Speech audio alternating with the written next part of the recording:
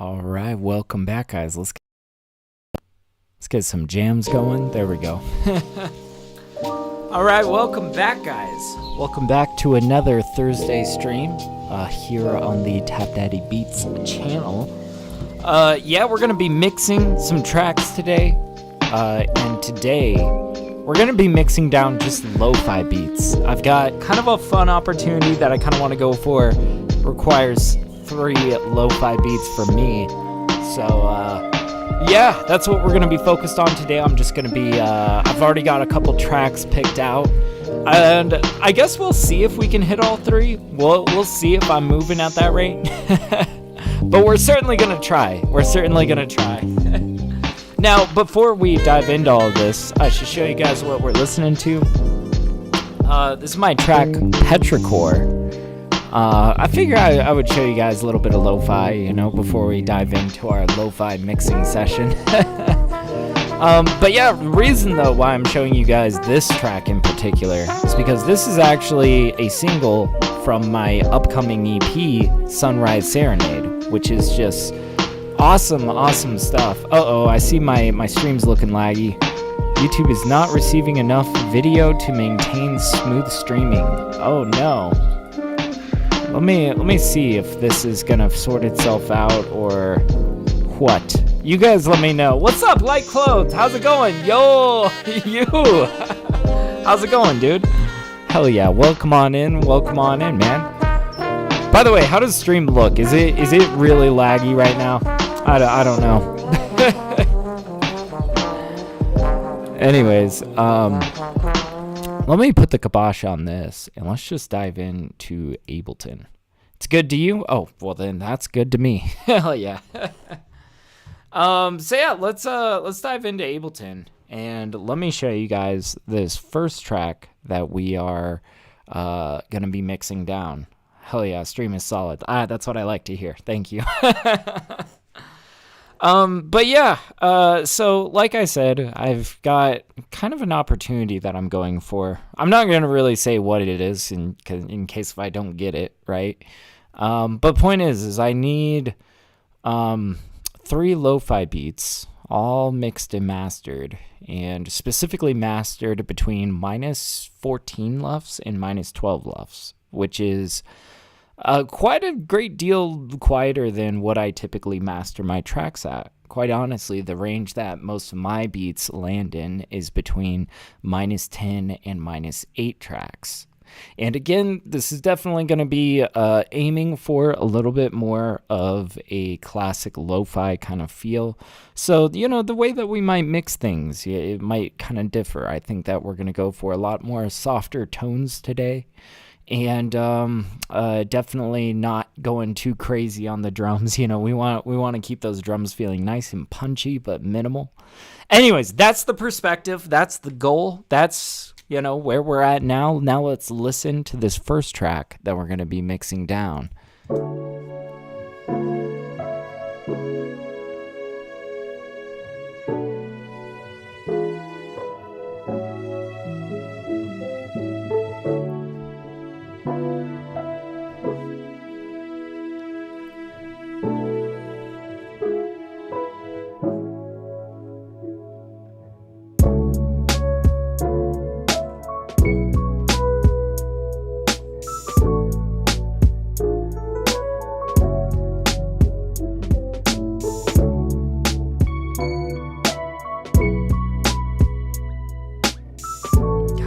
A lot of good small details in this that's going to be very fun for balancing.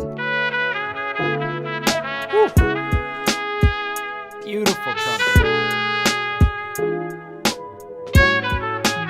Oh, I love this sound. I love this.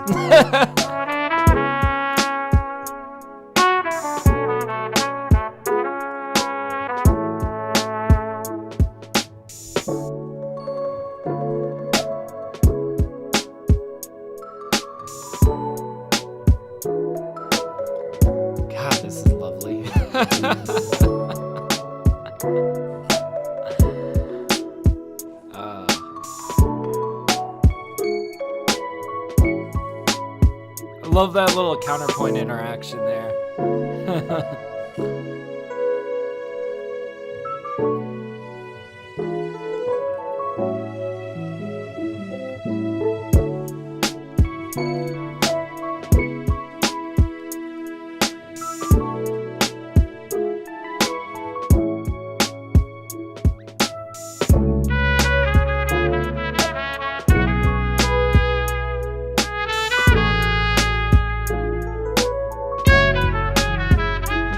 We're definitely in the red here. We should go see how far in the red. Wow, positive 4.39. Okay, well, we're definitely going to have to reduce the volume of this.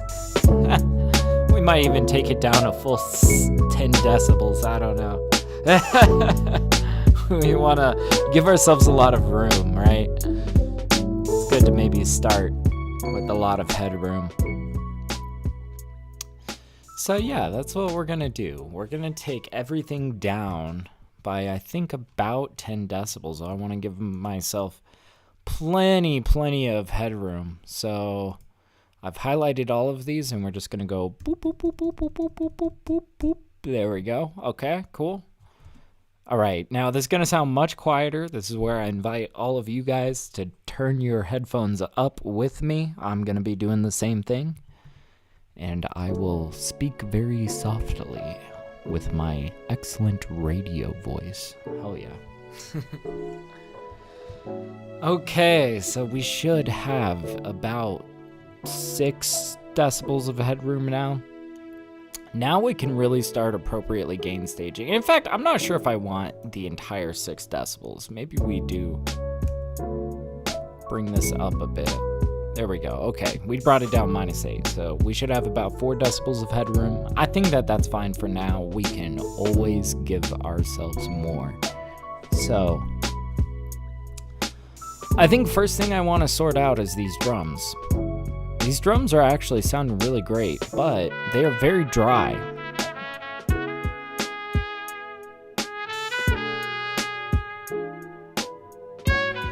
And we want to make them more lo-fi, I suppose. Right off the bat, something that I'd love to do on lo-fi tracks is just roll off the high end.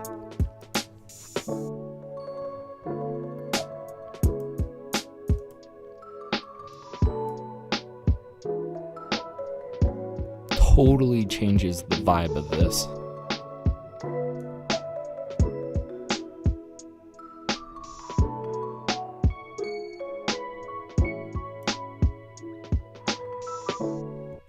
Okay, and quite honestly, these drums sound good. They sound nice and punchy. We might give them a little element of more bite to it. And I'm also kind of thinking we might want a little bit of compression on this. Maybe a lot of bit of compression. I'm not sure. Let's just go ahead and bust out our LA2A. Dude, I'm so pissed. The 1176, I can't get it because for some reason, Universal Audio, the UA Connect app just isn't opening for me. I have tried uninstalling it and reinstalling it. I just can't get it. I don't know. So I guess the LA2A will suffice. I mean, I love this LA2A plugin. It's fine. It's just I want more. I want more compressors.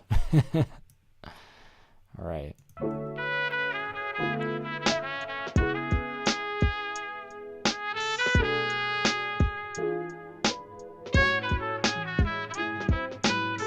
That's about where I'm gonna want it. I haven't really even touched anything on here.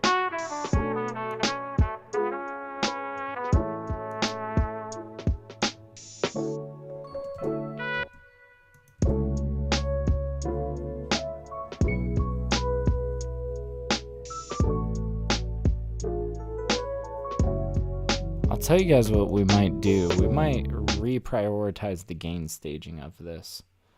I'm thinking we're gonna turn this hi-hat, or I mean this snare down a little bit.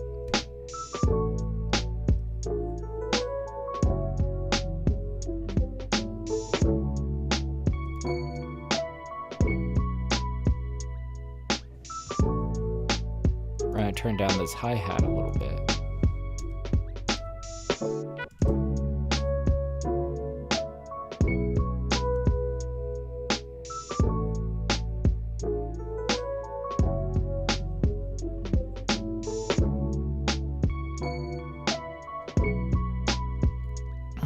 This is feeling good.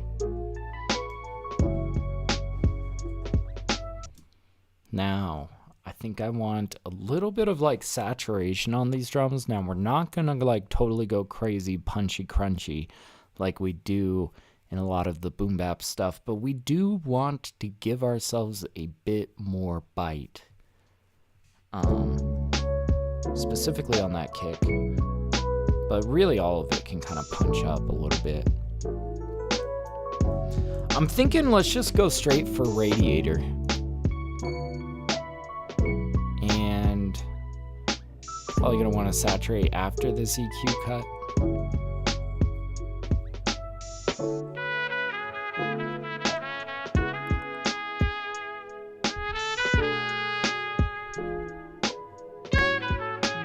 And probably before the compressor.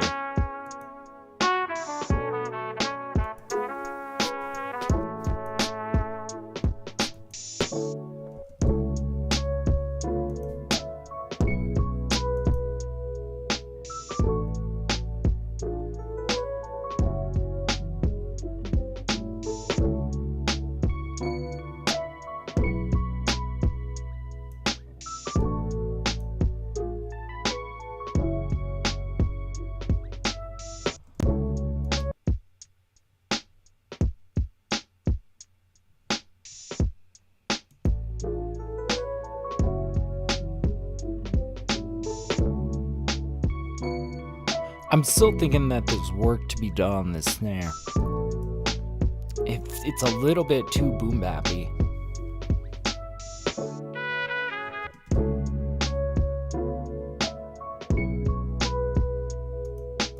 Let's take an EQ just to the snare.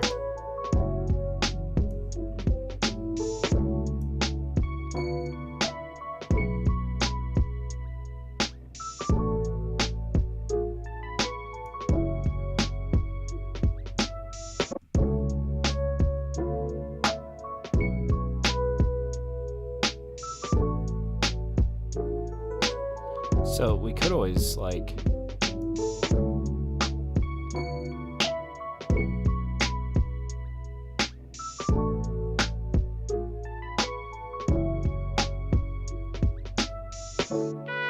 find a little area to give ourselves a bit of flavor and then bring the overall volume of that snare down. Or you know what we could do? Maybe that in addition, but let's just set this normally for the time being. Let's try cutting the snare a little bit further down.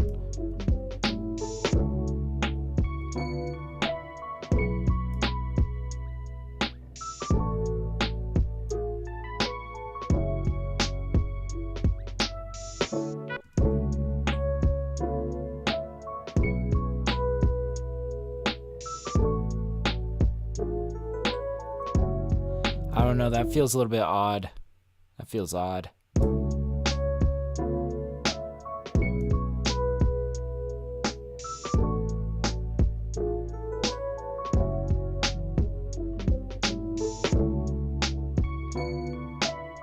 If we take down some of these lows, it's almost like we're boosting the highs.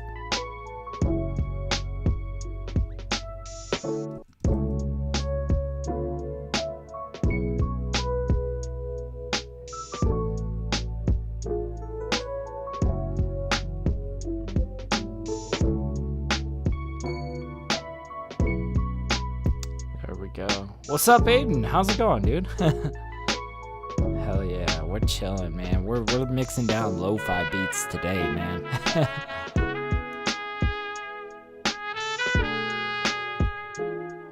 We'll see.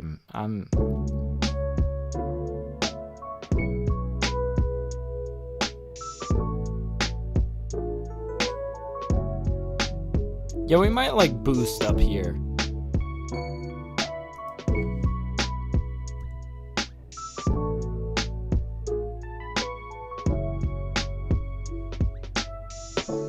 Let's mess with this compressor a little bit more. Now, there's not really much.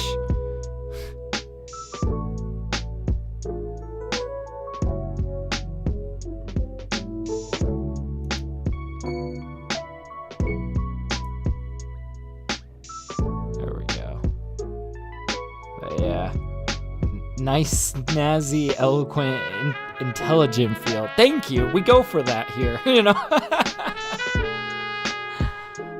I appreciate that. We're, you know, trying to make some study beats, you know?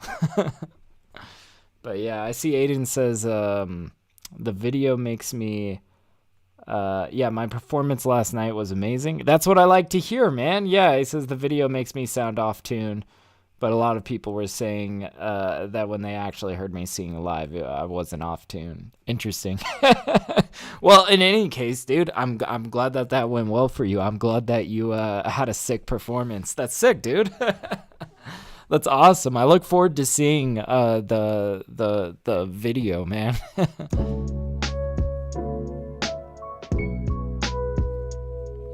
And you know what I think is going to help these drums pop a little bit more is once we get a little bit more sidechain action kind of going on.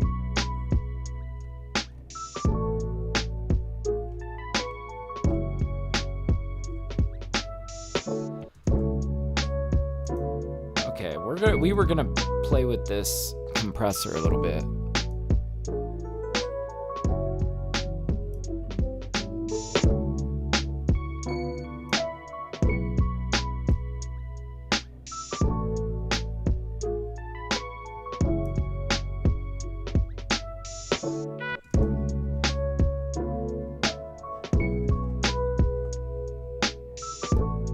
I'm gonna boost this kick a little bit.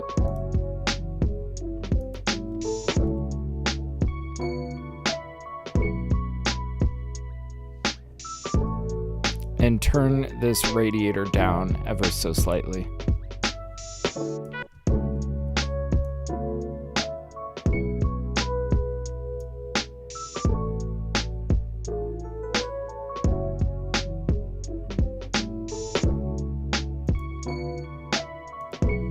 Definitely going to turn this snare down.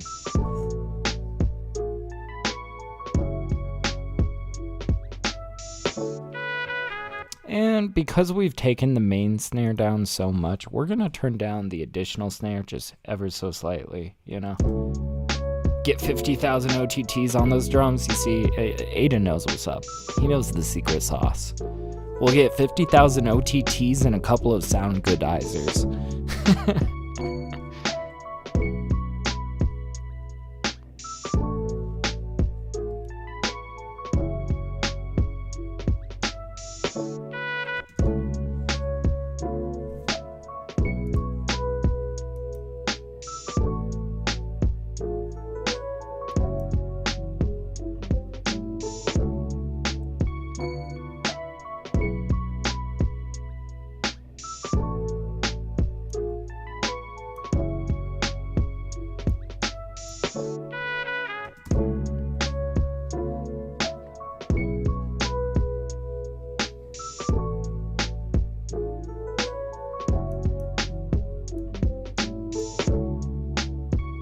Nah, I like the compression more than the limiting, honestly.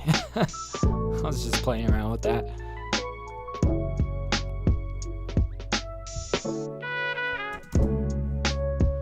Sorry, we're listening to this part a lot.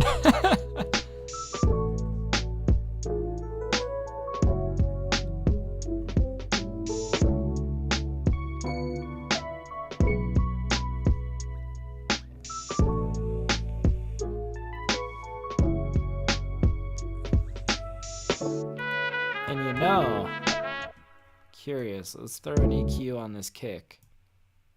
What if we boosted the backside of this?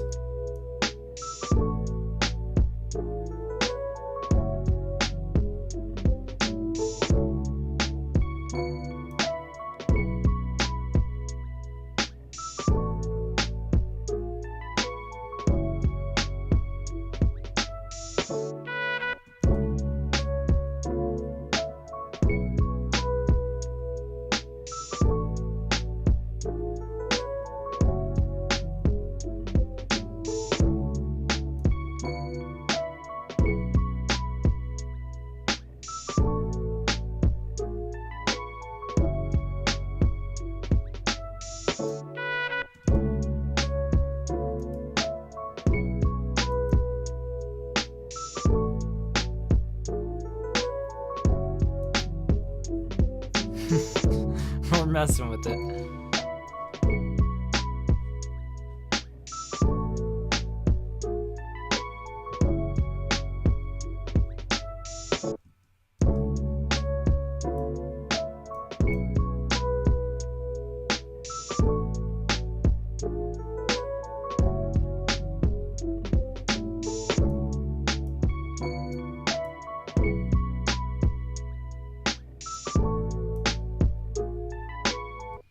I think we're sitting pretty good with these drums now.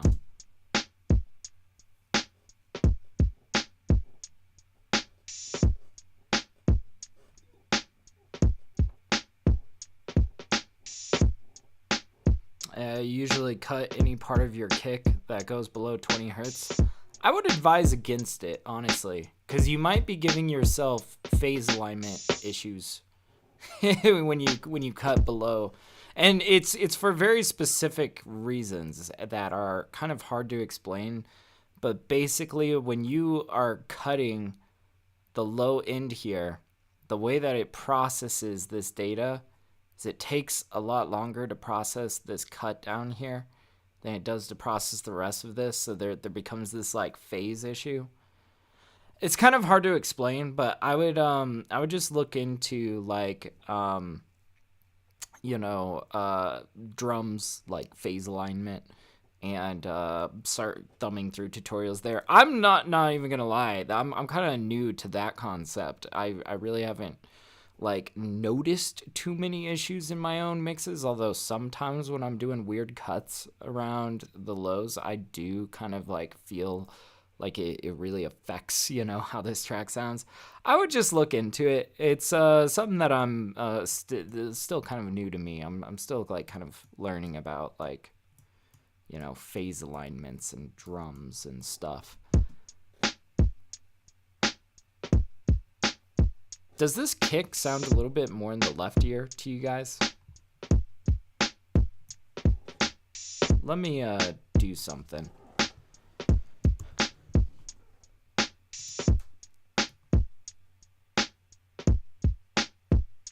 You know what? I could do this out here. I was thinking, what if I monoed the drums?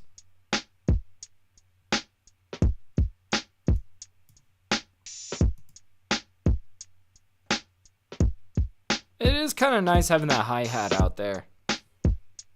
Let's try just the kick.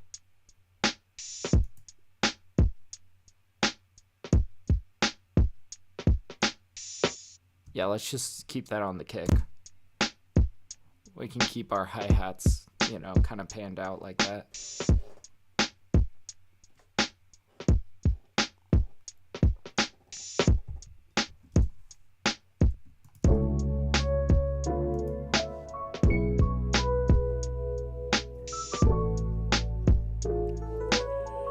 Let's just hear it without the EQ cut.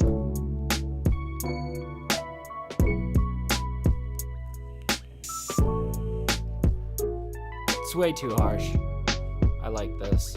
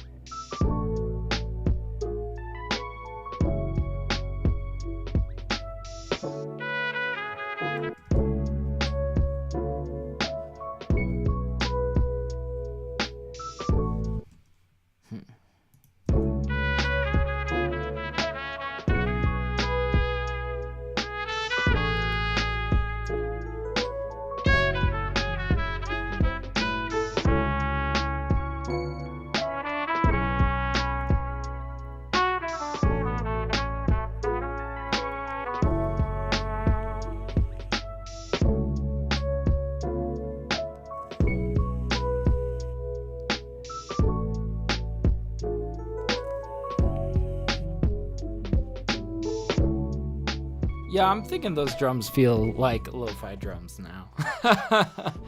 Really, I just want to make sure that when standing next, like side by side, next to lo-fi music that I don't know who it'd be by, but I don't want my drums to be like blasting us out of the room.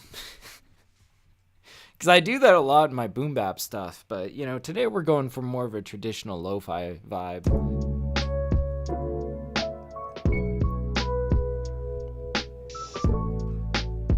Okay, shall we keep it moving along?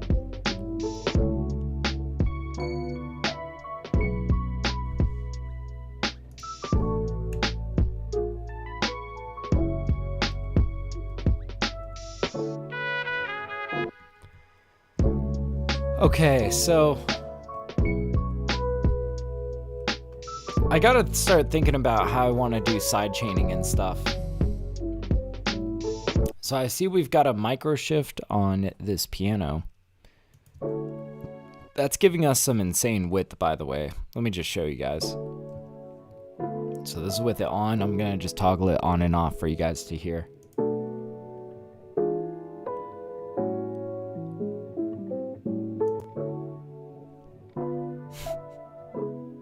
It's pretty damn good, right? That really opens that up.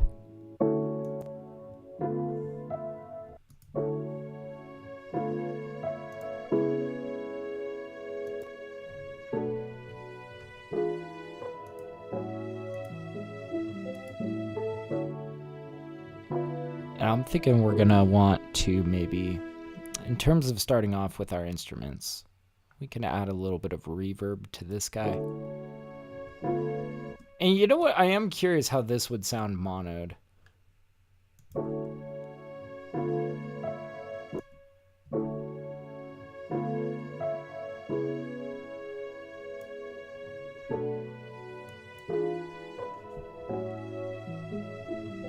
It feels a little bit more sampled when we mono it.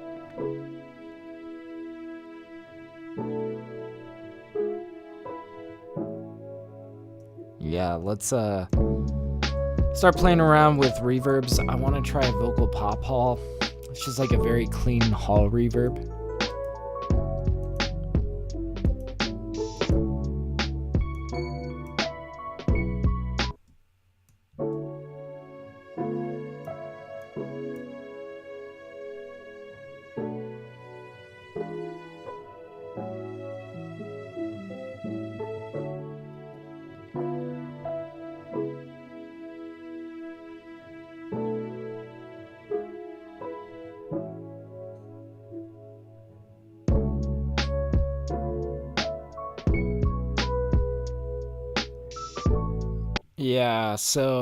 And I see Aiden saying, I'll be honest, I rely heavily on mini meters for mixing and mastering. And when I look at the kicks of the spectrogram on mainstream songs, there doesn't appear to be transients in the 20 hertz range. Interesting. So like, I guess in terms of like, if you're looking to, because you were saying that you cut your kicks that like below 20 hertz. So there is like, if you're using the right kind of EQs, you can do that kind of work where you're like cutting out the lows.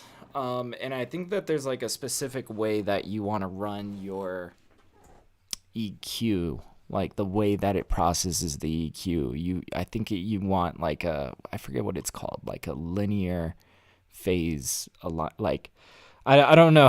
You see, I don't know enough about it, honestly, to be giving you specific advice on it. But I do know that, just cutting out the sub frequencies like that, if you do that across all of your tracks, you might be unintentionally taking a lot of the power out of your kicks, because you might be misaligning the phase of the drums. So it's just something to keep an eye out for. Personally, I would just say trust your ears above all else. Don't do things, that you might not know why you're doing them. Just use your ears and you'll never be misguided, That's the biggest piece of advice I could pass along.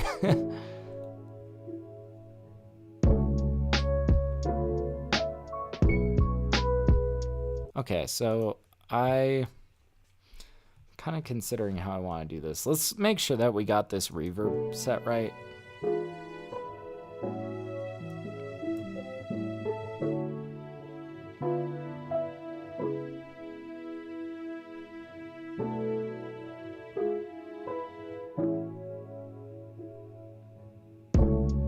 There we go.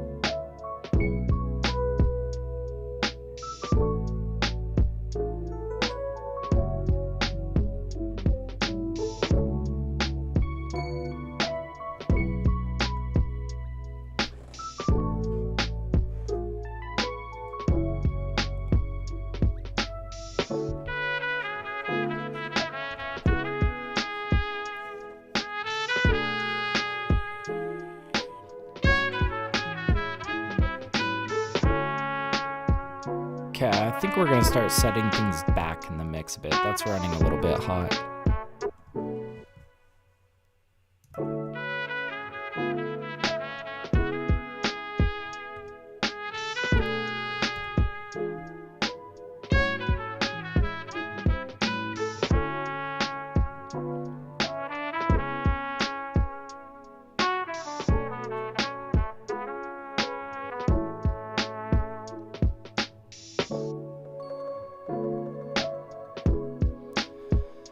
So I kind of want to try something, but I'm not sure if this is going to be the answer. I kind of want to try grouping all of the instruments or sending them to a return track, doesn't matter which. And I want to experiment with different degrees of sidechain compression on the kick. But I'm not sure if I'm going to want that sidechain on everything, you know? I would say let's start with sidechaining to the bass, maybe. That seems to be a pretty common move when it comes to lo-fi music. And then we'll probably move on to like the piano, and then we'll decide if we want all these other details, you know? Sometimes I like to keep it kind of like different degrees of sidechain and whatnot, which is why sometimes I do this more individually on the track rather than in groups, you know? But, you know, it's like, it's kind of smart if you do it together, because then you can make adjustments broadly rather than specifically and then having to go back and paste it all down the track, you know?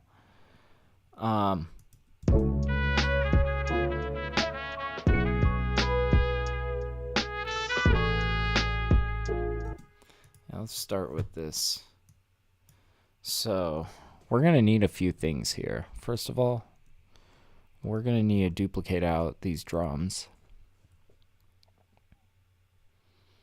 And there's a chance we might want to include the snare in this signal. We'll see. We'll see. I think we're going to just start with the kicks. Now let's just make sure we've only got kicks.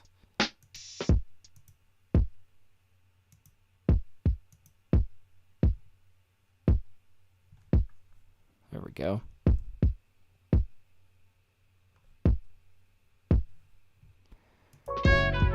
And now let's come down here. We'll bust out our glue compressor.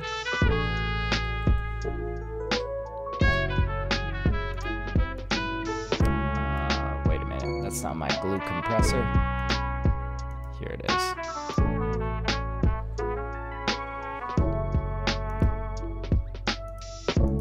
Okay, we're gonna use that signal we just set up. I think I'm going to go like no attack, all release, but we're going to do so. We're going to kind of layer it.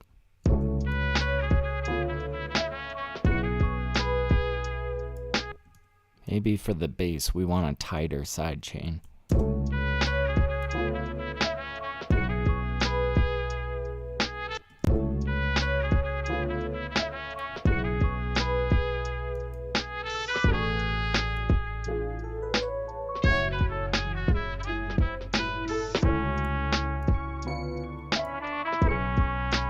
So I like that.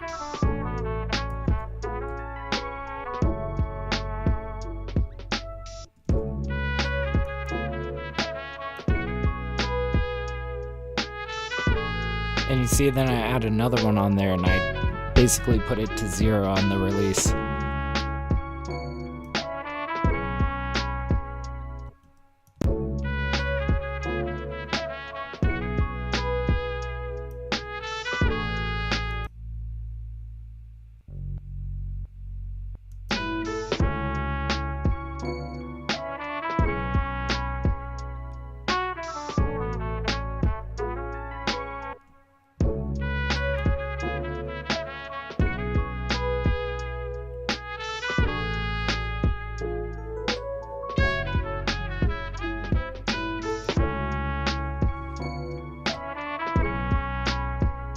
See, now that I've got it sidechained, I feel like pretty comfortable boosting the signal a little bit.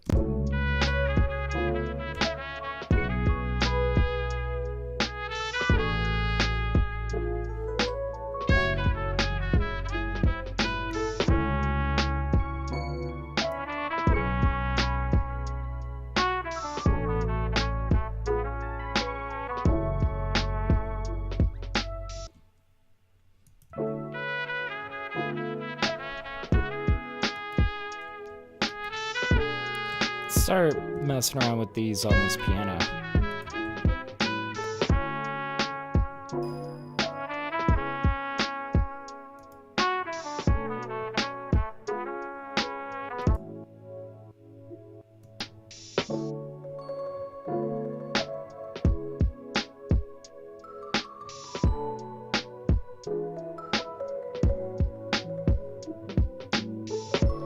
See, I'm not sure if we want to go too heavy on the sidechain.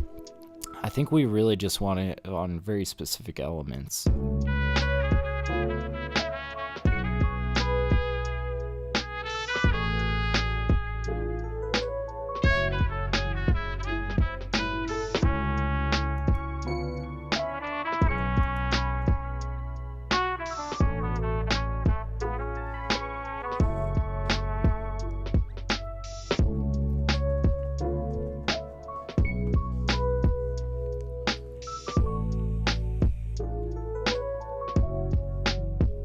Yeah, let's kind of keep this limited to pretty much just that bass line, and I'm kind of going back and forth on whether I really want that sidechain on the piano or not.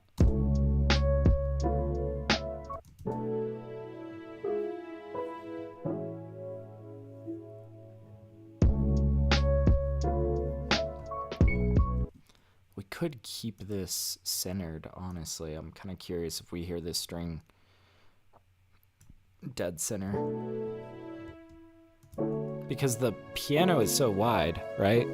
And we keep this like dead monoed center, and it sounds very like sampled almost, but it is a VST, it's BBC Symphony Orchestra. That monoing really does great work.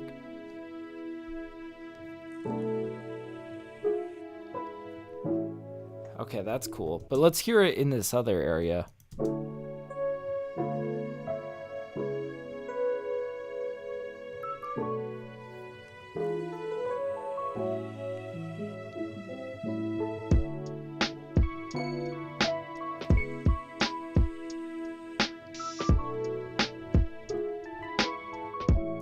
Turn these drums up a bit.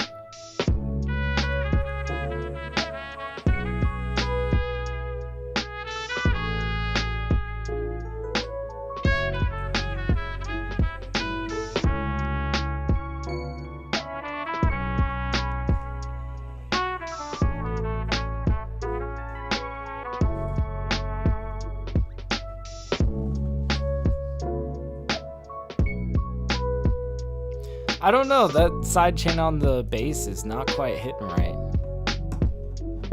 It feels a little bit too pumpy. Maybe not what we're looking for.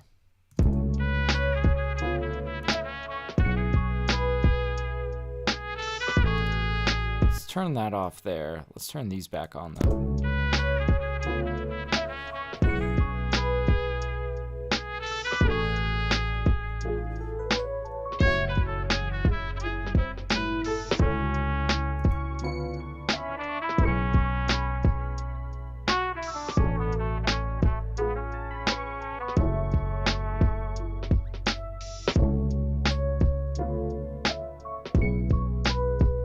Yeah, we're gonna go no side chaining actually. Sorry, had to had to kick that around a little bit before deciding. But I mean, like, yeah, I think that's fine. Okay, we'll delete those. We'll also delete these guys.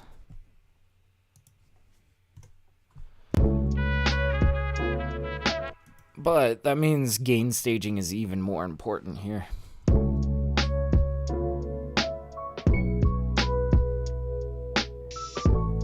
Let's also see where our max peak is. -5 so far. It's not bad.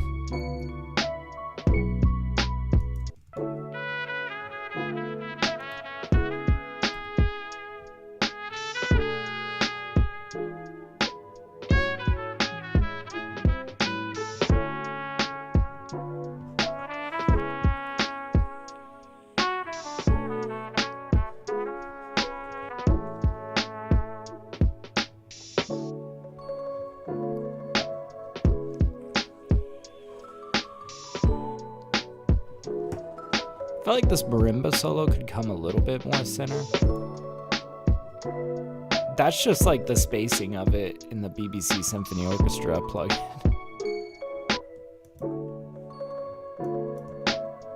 Okay, let's bust out our utility.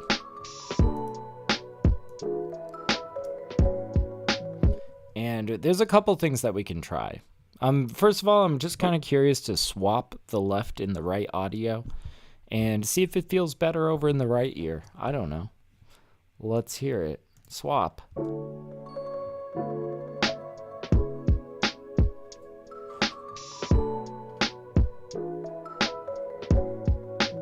I kind of like it over in that right ear. Let's hear it with context, though. Where was this trumpet? It's center, right? Yeah. Okay.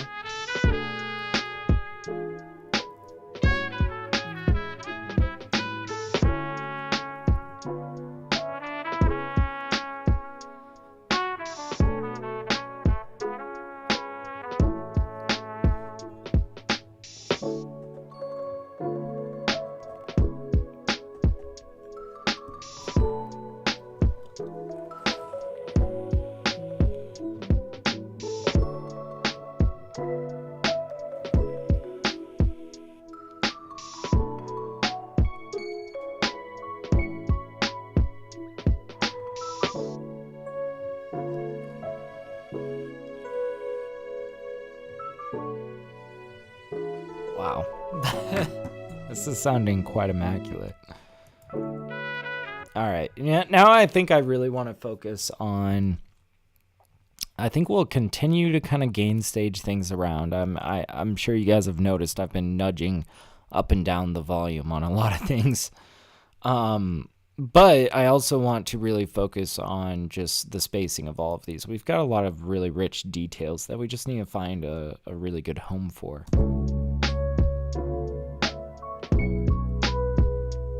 So this is incredibly left-leaning.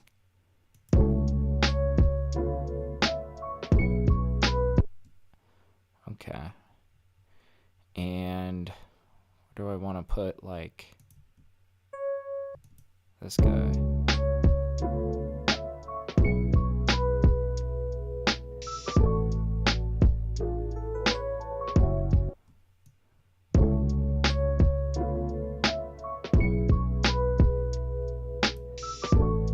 As we move that off to the right, it gets a little bit louder, so we're going to decrease the volume a bit.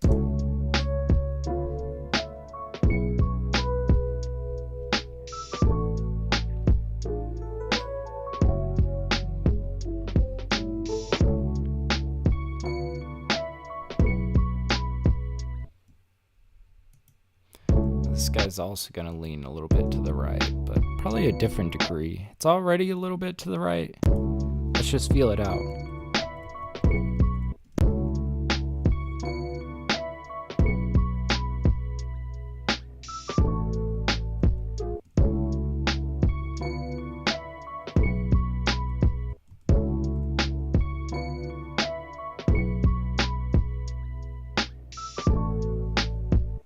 Okay.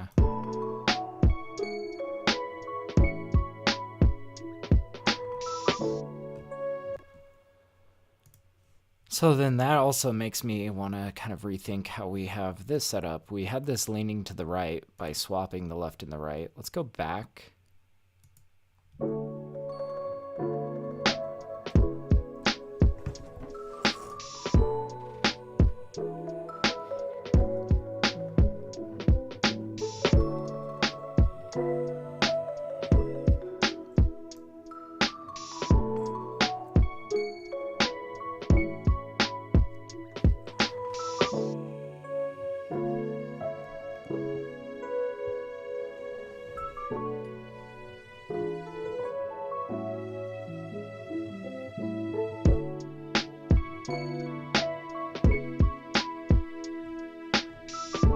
I feel like this guy could come out a little bit more to the right.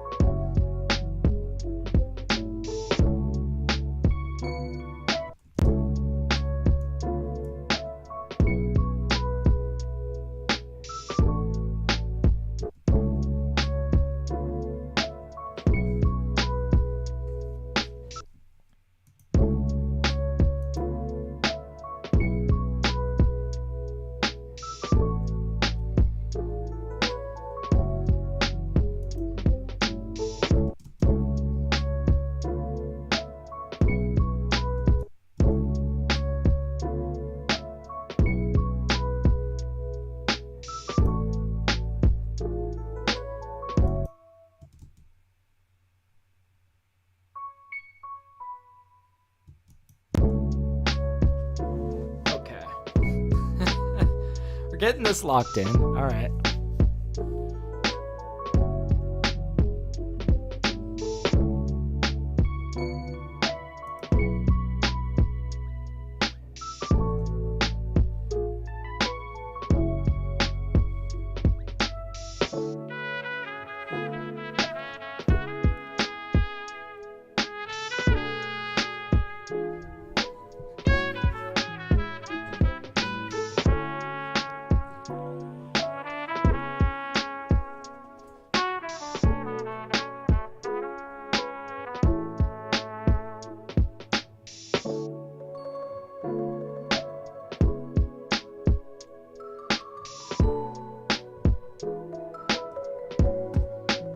I'm just curious. I want to hear this monoed.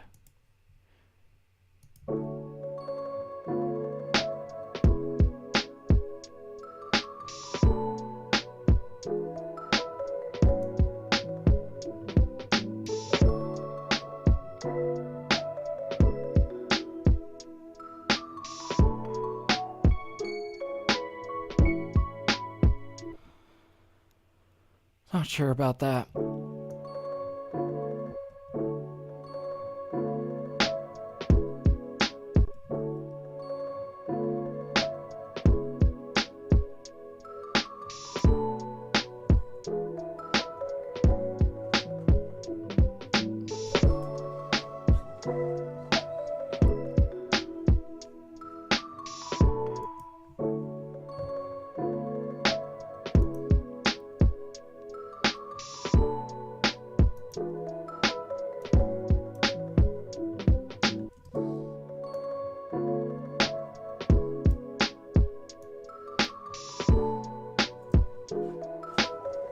Okay. We're getting places. I think we're getting the overall spacing and leveling of this down.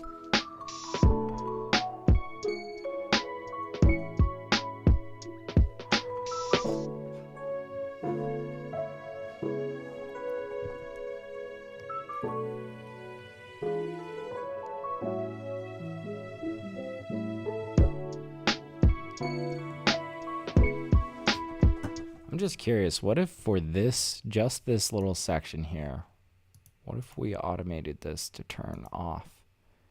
Kick it back on over here. I'm just, you know, we're just experimenting.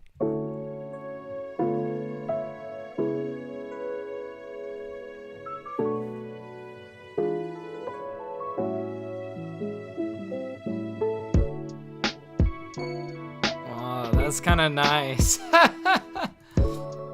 Let's hear this.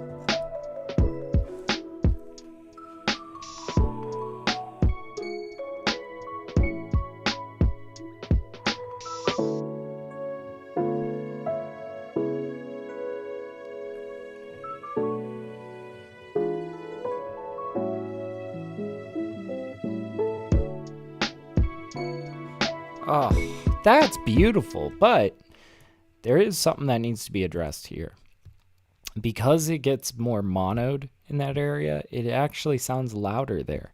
So I think what we need to do is we need to drop it a few dB just in that area. We're going to pull out this utility here. We're going to gain stage it using this gain knob, and we're going to automate this to only turn on in that section. So...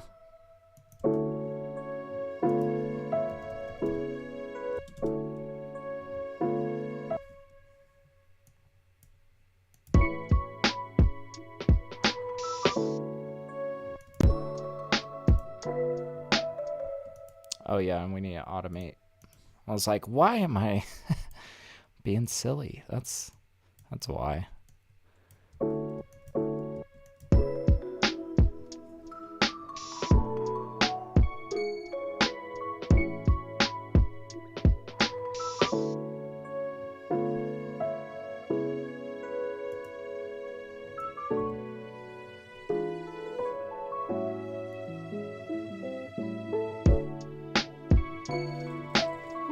Yeah, dude, that's nice.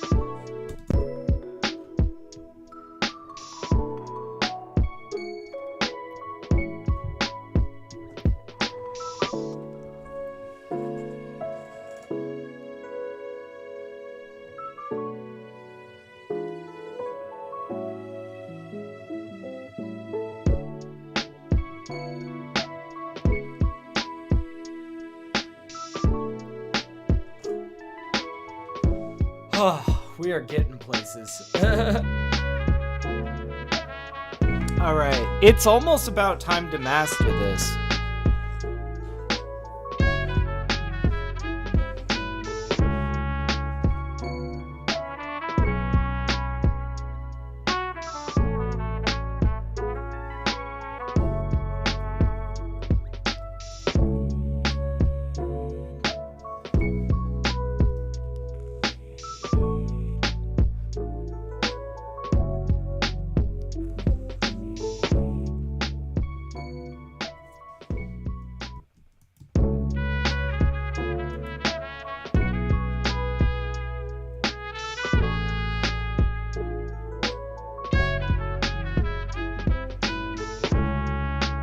I do kind of think that this snare, this main snare, can come down a little bit more. In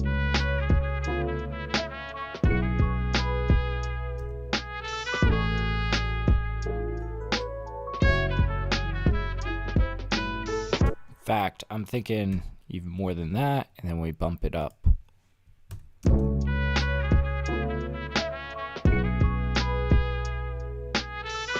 Loudness is all relative. That's what we're taking advantage of. Basically, we just made our kick louder.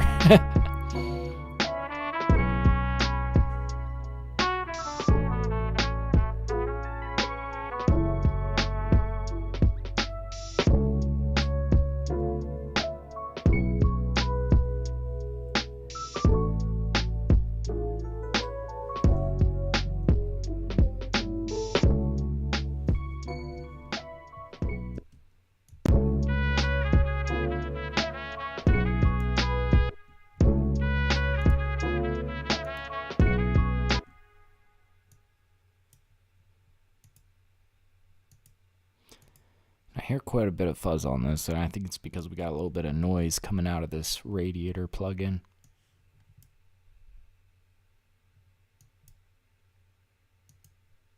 A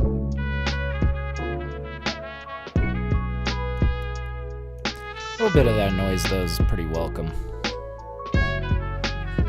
It's a lo-fi beat, you know?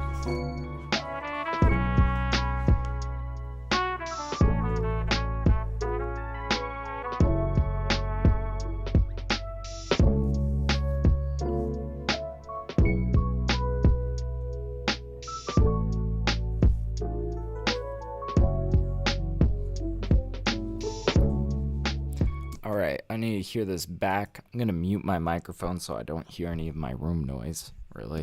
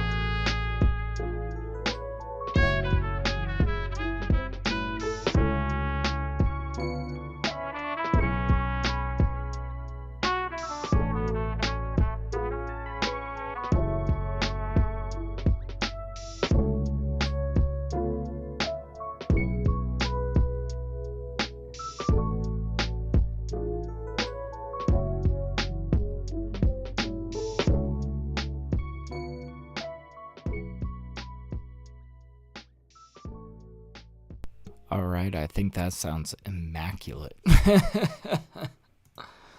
So yeah, we've got about minus 5.5 decibels. Yeah, we got 5.5 decibels of headroom. I'll tell you guys what. We're gonna start mastering this. Now, I think it's a little bit different than I usually master, okay? Like, really, most of my music hits a range of between minus 10 LUFS and minus 8. But specifically what I'm trying to do with these beats, the people that I'm submitting this to require a master of minus 14 to minus 12 LUFS. So I'm going to have to go a lot less aggressive. And, you know, honestly, I'm kind of thinking I am going to probably bust out that Shadow Hills master compressor, and then we'll just see where we're at in terms of LUFS, see if we're there or not. You know, we might have to crank up the max peak, you know, get it up to the ceiling. We might use a maximizer, but we'll see. So let's go ahead and get our Shadow Hill. Yeah, okay. We'll get this out. And we're also going to get our loudness meter out. And we'll just begin mastering this. Let's see. So here we go. We've got our Shadow Hill master compressor.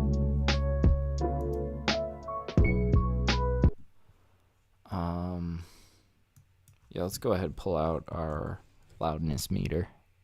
This is free, by the way, this little loudness meter by Ulane. Definitely worth downloading, you know, if you're looking for a free meter. It's pretty decent. So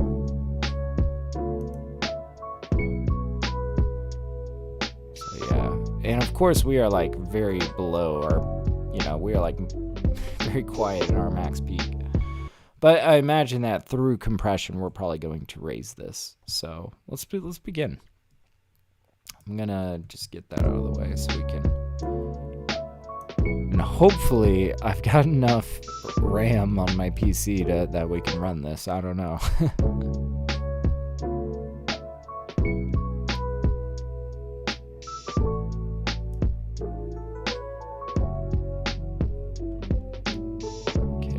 Discrete compressor going. We're going to enable sidechain. Now we can start boosting the gain. We're going to boost optical gain first.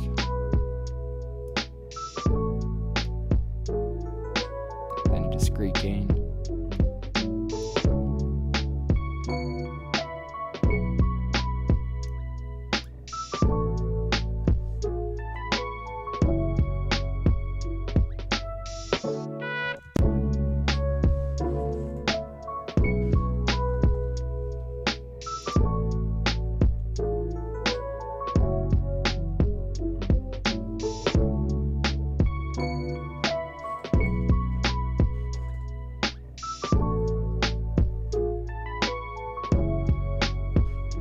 We're listening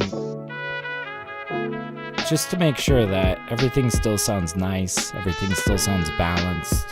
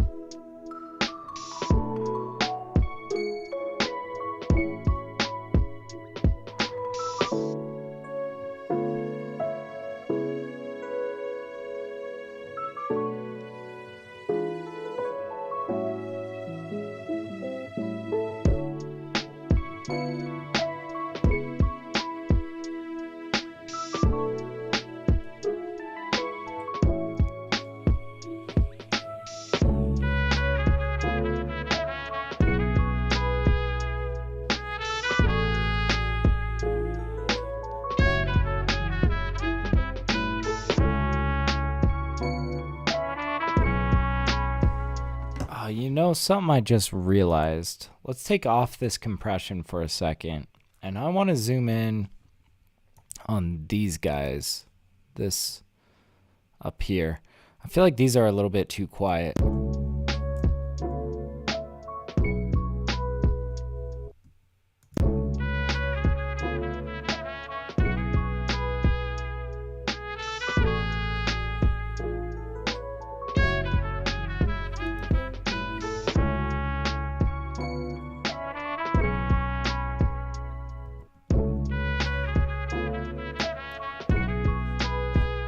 And I'm thinking maybe we use a little bit of LA2A on these right here, these plucks.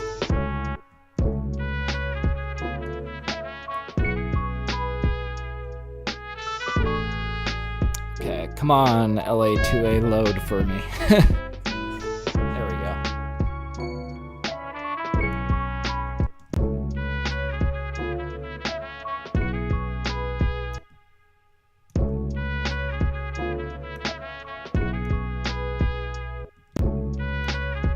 God, I can't see what I'm doing here because it doesn't have enough CPU. It's I don't know. We gotta go by our ears.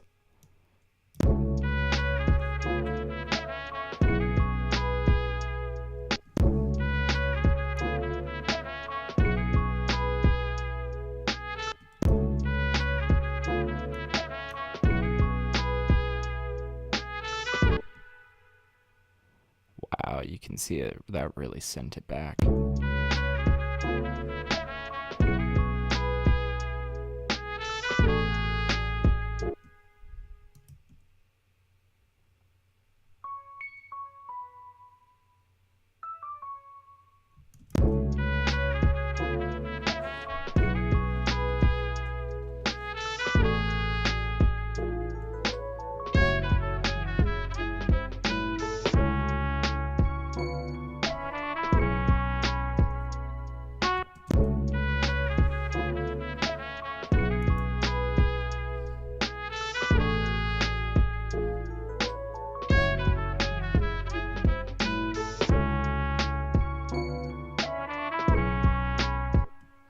We could really throw these more to the side.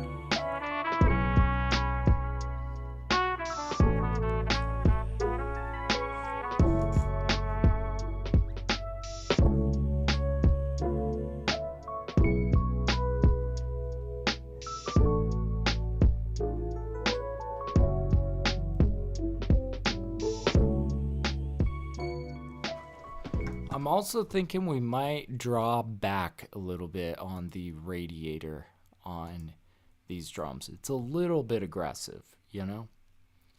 Just a little bit.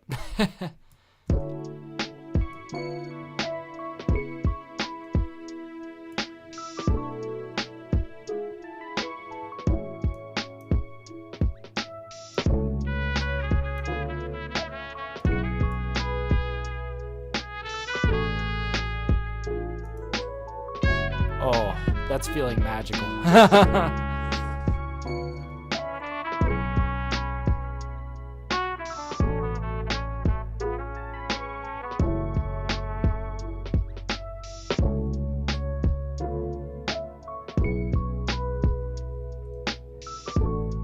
Dude, I am vibing with this. I love this track.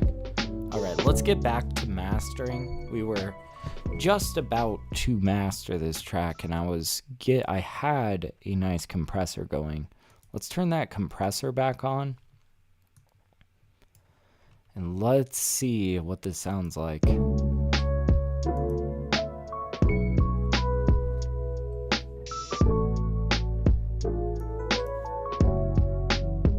That feels good.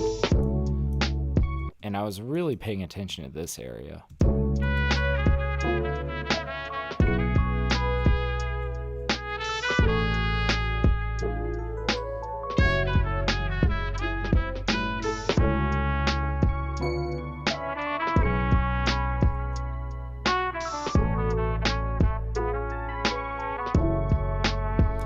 Okay, this is sounding really great. Now, I think what I want to do is I want to go back to the beginning. We're going to listen through it all the way through just to ensure that our max peak value is below 0, right?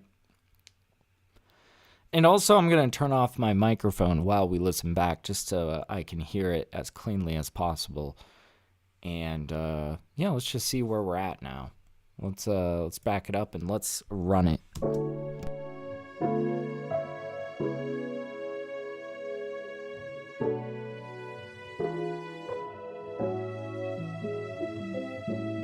Warm storm, hell yeah. Thank you.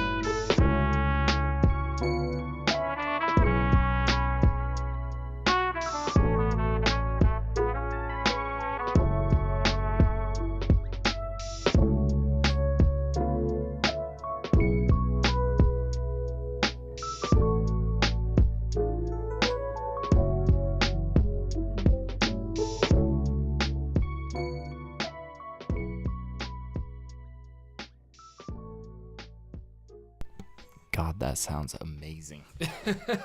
I'm really enjoying that. Hell yeah. I say, Bruja, how's it going, dude? Yeah, he says, I could definitely see this in an episode of Samurai Champloo. This is so good. Thank you for saying that. I'm not going to lie. I really, really love the soundtrack to Samurai Champloo. I've listened to Nujabes for like well over a decade now. Definitely a big influence of mine. But yeah, I really like that sort of chill hop sort of, I don't know, chill hop boom bap, lo-fi boom bap, I guess is maybe what you might call it. I'm not quite sure. Whatever you want to call it, I like it, you know? I'm with you on that. Oh, man. Yeah. Let's, I think we're going to probably bring this up a little bit. Yeah, he says, dude, it's so goated. I know, right? It's so goated. It's so good. All right, we are going to now lift. Let's just lift it to close to 0 dB. We don't need to go all the way. And, you know, sometimes when I have this compressor on, sometimes it's a little bit inconsistent in terms of, like, how loud certain sections get. So I'm going to bring this up. We're going to listen through it again. But we're going to, you know, this time I'm already satisfied with the results. Like, you know, that's really what we listened for last time. So we're just going to listen again. Yeah, I see Bruja saying, I've played around with it a tiny bit myself, but I'm still big time amateur at making music. That's fair, man. You know, I know I kind of make it look easy sometimes, but you should know I've been doing this for like 14 years now. So I've got a lot of intuition built up. But, you know, I think what that really goes to show, though, because, like, quite honestly, I think the biggest gains in my music making came in these last 4 years that I've been working more professionally as a producer, you know? And I guess what I would just say is it's not about how long you've been making music. It's about how much music you've made, you know? I think that is really the determining factor. You know, there's quite a learning curve to making music of any genre, right? But I feel like, you know, my biggest advice to, you know, anybody that is feeling amateurish and like you want to get, you know, you want to jump ahead to the next part, I would just say you can sprint up that hill if you just are kind of disciplined about it, I guess. If you are good at setting goals for yourself and kind of holding yourself to it. So like, you know, maybe a goal could be like, I'm gonna finish from start to finish, all the way mixed and mastered. I'm gonna finish one song per week, right?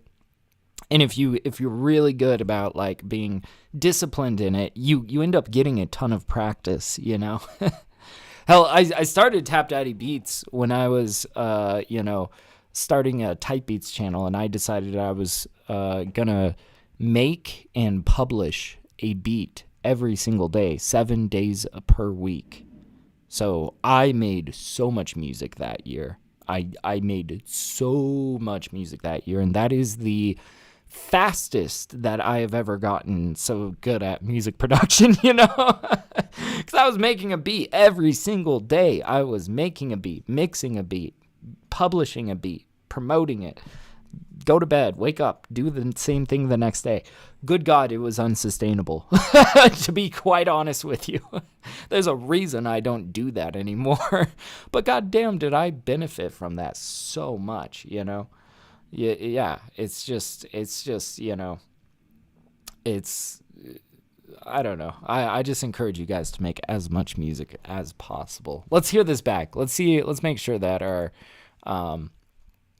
max peak value is, you know, doing okay. But yeah, signature mixes. At the same time, I must evolve in my mixing ability. Oh, I got you. Oh, you got signature mixing your stuff? Yeah, dude, it's good. It's good to just like do it as much as you possibly can. Yeah. But yeah, Bruja's saying, oh, yeah, I feel that. I play around with stuff a lot. I was like that in the beginning, too, just spamming out as much as I could. But you see, I feel like that's good way to go about it.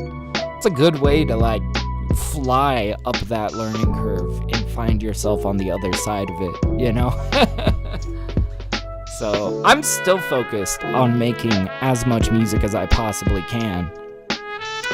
But I only release once every 2 weeks on Spotify. In fact, if you guys are curious, let me show you guys. I feel like I should get better about showing you guys who I am outside of YouTube. I'm TapDaddy on all platforms if you guys are trying to find the music. Go check it out. I got an EP that is gonna be releasing soon, and I just dropped one last month called Last to Leave Earth. It's good stuff. But yeah, Sunrise Serenade drops in 14 days, 6 hours, 40 minutes, and 16 seconds. So go check it out if you guys are interested. It's a lot of lovely chill hop stuff if you're into that. I'll just drop a pre-save link for anybody that's might be trying to find the music. But yeah, Bruja saying yeah, definitely just not caring about it and practicing. I got you. Yeah, he says, but having a little bit of deliberate practice in the stuff you make really progresses you fast. Absolutely. Yeah, I've only been doing it a year or so consistently. I got you. Yeah, man. But one day you're gonna wake up and be like, wow, I've got 10,000 beats under my belt. I've made it, you know? But yeah, that's the pre-save link for anybody trying to find this. Sunrise Serenade. A lot of lovely stuff in a similar vein to what we are mixing down today. So, good stuff. Anyways. Oh, I see YouTube's giving me a warning saying my... Is my stream laggy, by the way? I'm just curious. I saw that warning earlier as well. It's weird. I've got an Ethernet connection, so I don't know. I blame YouTube. All right. Oh, shit. I accidentally played that. I was looking for the max peak value. I'm an idiot. All right. Let's run it back. That's okay. I can listen to this all day. This is awesome. Yeah, when you opened Spotify, it got laggy. Gotcha. Okay. Let's stay away from Spotify then. Here, you know what? I'll close Spotify in hopes that helps it. Okay. Back into it.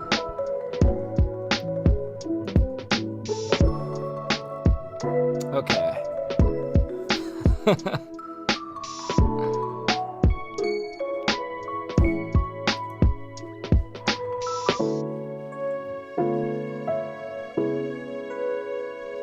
God, this sounds so good.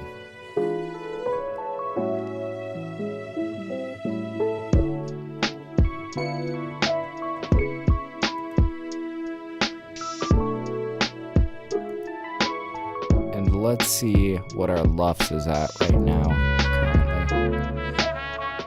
Minus 17, cool. So the range we're looking for this beat is minus 14 to minus 12. I typically like to master louder, but you know, the thing I'm trying to submit for right now, they have very strict requirements about the master levels. So, you know, we're making it work.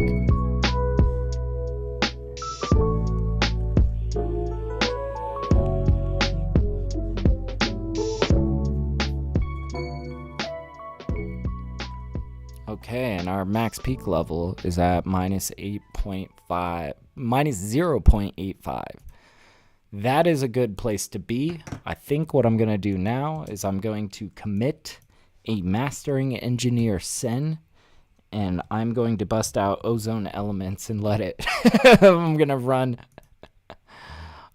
ozone 9 elements and see what it generates. But really, I just want to use the maximizer in this. I'm going to let it generate a bullshit EQ.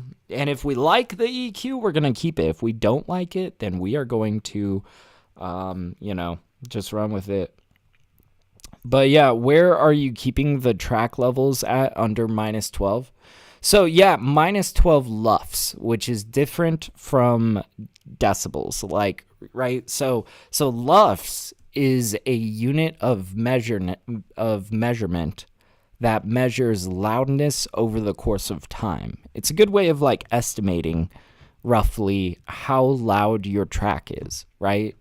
And specifically, I am pitching these lo-fi beats that we're mixing today. I'm pitching it for placement. I won't talk too much about like what I'm pitching it to because I don't know if I'm going to actually get it. But basically, they had requirements of minus 14 to minus 12 LUFS. We are currently at minus 16.9 LUFS.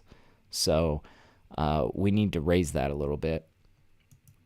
I think I'm going to run Ozone like over in this area. Yeah, let's go ahead and bust out the Master Assistant and let it do its thing.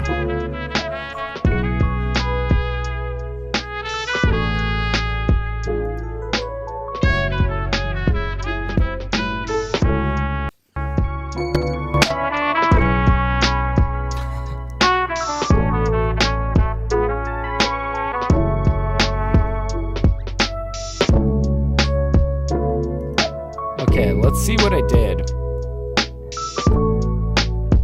Ooh, it looks like it's getting our LUFS up there.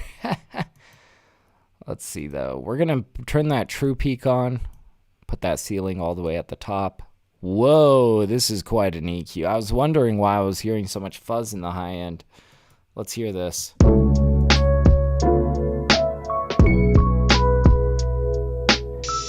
Yeah.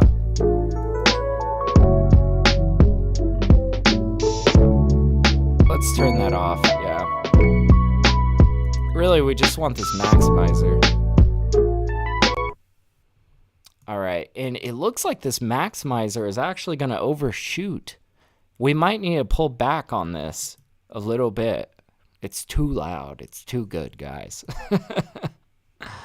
But yeah, I see Bruzja saying, well, shit, wishing you luck either way, bro. It definitely deserves it. Oh, thank you, man. He says, haven't heard a bad track yet. I'm glad the algorithm threw you my way. I'm glad as well, man. Yo, definitely. I appreciate it. Okay, so I think we are going to have to pull back on this, but let's just see how far off the mark we are.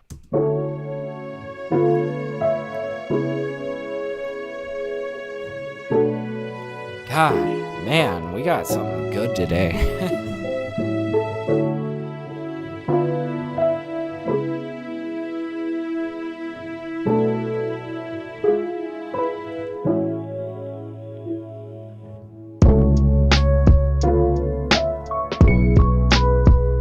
Oh yeah, I'm hearing like artifacts in this that it is like way overblown.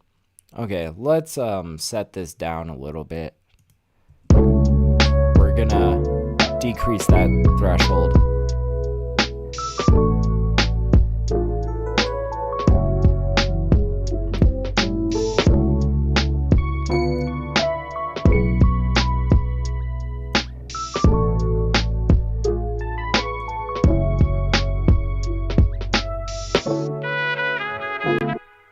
Okay, cool.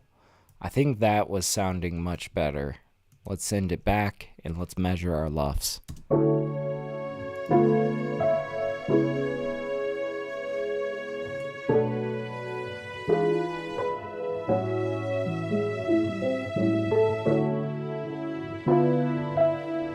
So we're paying attention to this value right here.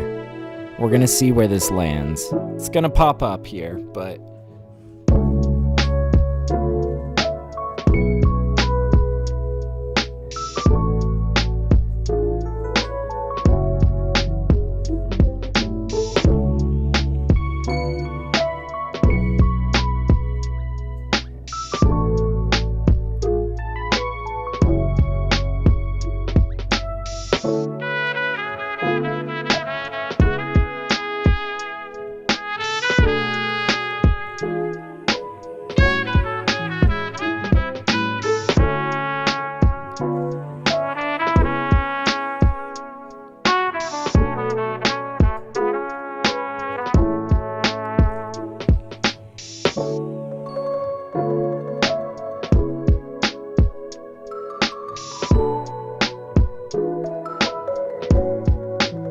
God, this track just feels great, man. Like, good God. Oh, I'm having a good day. I don't know if you guys can tell. I'm working on some cool music, man. God damn. I love what I do. Like, I just love working on music. This shit is like my favorite. Ugh.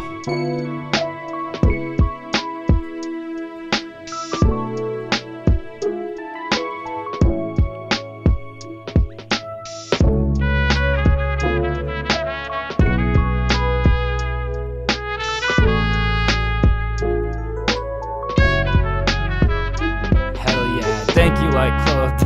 I appreciate you. Oh man, I think we're gonna land smack dab in the middle of our target. Minus 13 luffs. Yes please, thank you.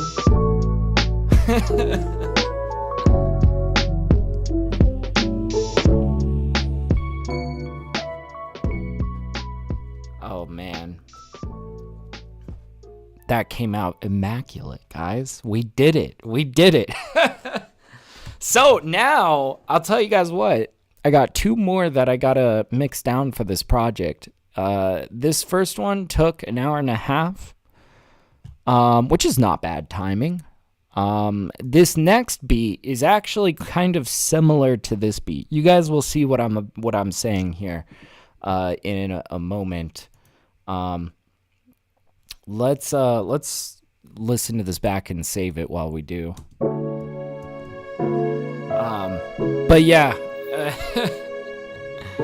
this next one's cut from a very similar cloth. I think you guys will see.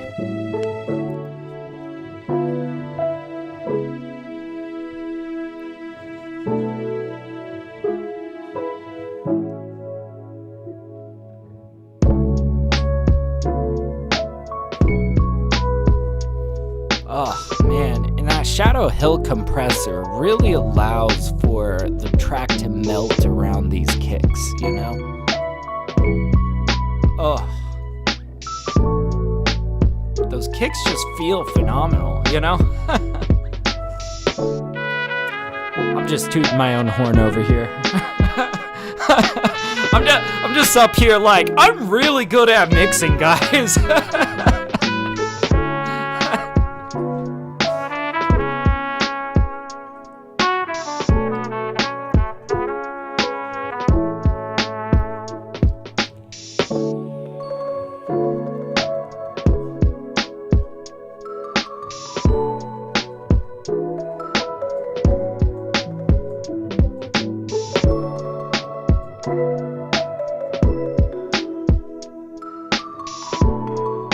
Oh, yeah. That marimba solo is just like very virtuosic.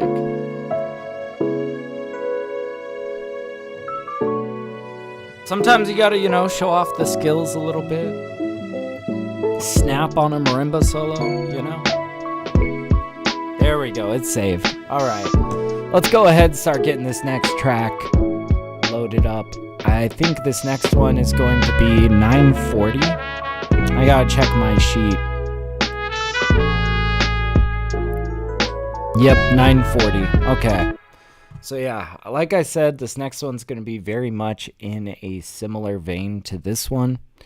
But I think it's gonna go good, I think it's different enough, but very much in the same vein of like what I think these people are looking for. So, but yeah, Braja saying that feeling when you make something you get super hype over is so good though. Yeah, I agree. Yeah. He says I can't even fault you. I love when I hit something and I'm like, hey yo, and gotta go show my friends. Absolutely, man. I feel like it's just like, man, I don't know. This is why I really like being a producer. Is I like making things. I like making things. I selfishly enjoy them. Hey, thank you, Light Clothed. I appreciate it. Yeah, it's going good. I'll let you guys know. If I get the placement that I'm going for. But yeah, you guys will definitely hear about it if it happens. I'll tell you that much. I should know by the end of March, I think. So we will see. Okay. Oh man, I've got to thumb through all my project files. And now we're in the 900s. We'll say song at 940. Okay. But yeah, enjoying music and being able to make the music you enjoy is so creatively fulfilling. I agree 100%. I feel like at the end of the day, I kind of am just like making music for myself. Like, honestly, I'm making music that I like to listen to. And I think it's also just very rewarding when other people also like to listen to it. It's like, yeah, nice, you know? But yeah. But honestly, I feel, what's been really liberating is, so my wife actually does all of like the marketing for my music, really. She is the one that is like running my Spotify, you know? And what's nice about that is that I get to just sit back and make music. And between the two of us, me and my wife, we both get to decide like what is going to have the largest impact, like coming out either like as a single or like EPs or album ideas. We just bounce ideas back and forth, and then she's the one that makes sure it gets out to all the people, right?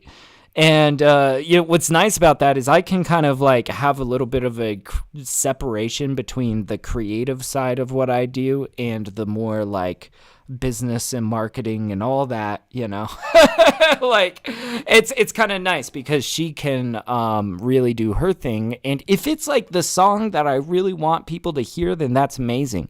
But sometimes she grabs tracks that I never would have like bet on, right? And they fucking hit and people like it. Like one of the first tracks that really started to bring people to my Spotify was this track called Stratify.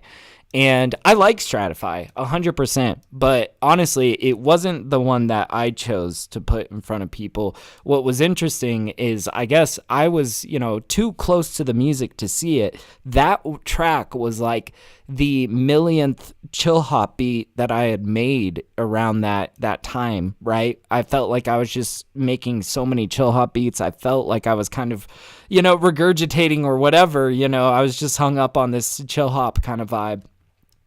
So I didn't really pay it too much attention, but she was like, "Oh no, like this is the perfect one though. Like this is your millionth chill hop beat and it sounds so perfect.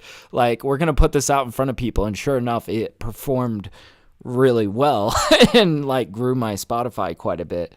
It was very nice. It was really nice, like I kind of like that I get to have this separation between making the music and where the music ultimately lands, But yeah, that's goals as fuck. Hell yeah.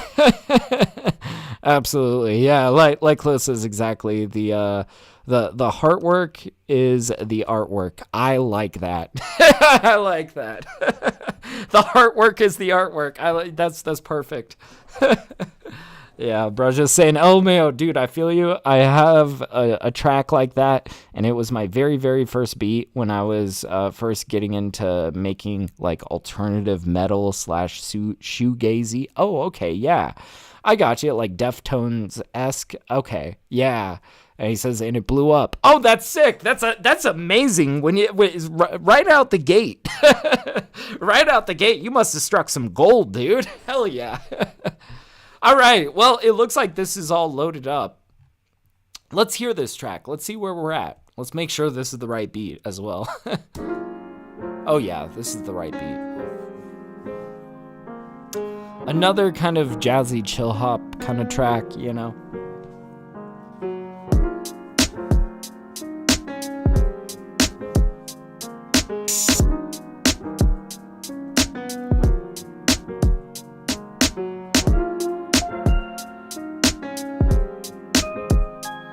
We're going to try to do something similar with the drums in this one. Muting them, making them bump. It's kind of interesting. I feel like lo-fi, you're kind of working in a dichotomy, right? Like, you want your drums to bump, but you want them to sound very low-key, right?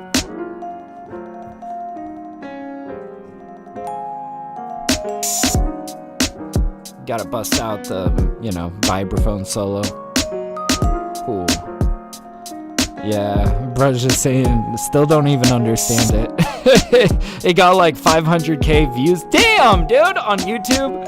And I'm like, you know what? It's helping me eat, so I'm okay with it. Fuck yeah, dude. That's awesome. No, congratulations, dude. That is fucking sick. That is quite an accomplishment, man. Good God.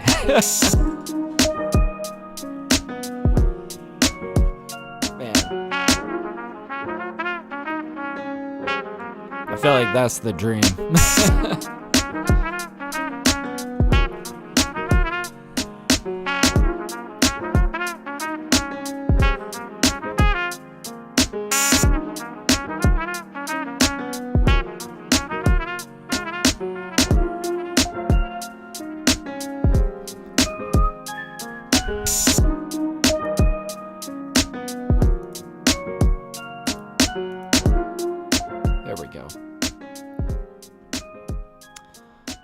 Very nice. Oh, I forgot what the fade out looked like on that last one. I'll tell you guys, something I like to do with these fade outs. I like a nice curvy fade out. I like it when it kind of rolls off. Let's go ahead and set that up. Let's say -1, then -3, then -6, and then we'll just let it go from there. There we go. Cool. But yeah, Brush is saying, the hilarious part is that it's not even a good beat to me.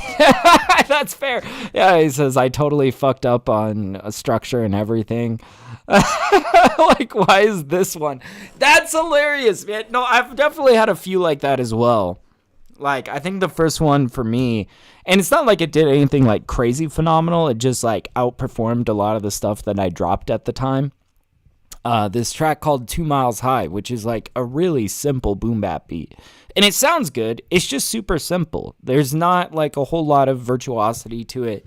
The structure is very simple. It's just a very simple, rhymable boom bap beat.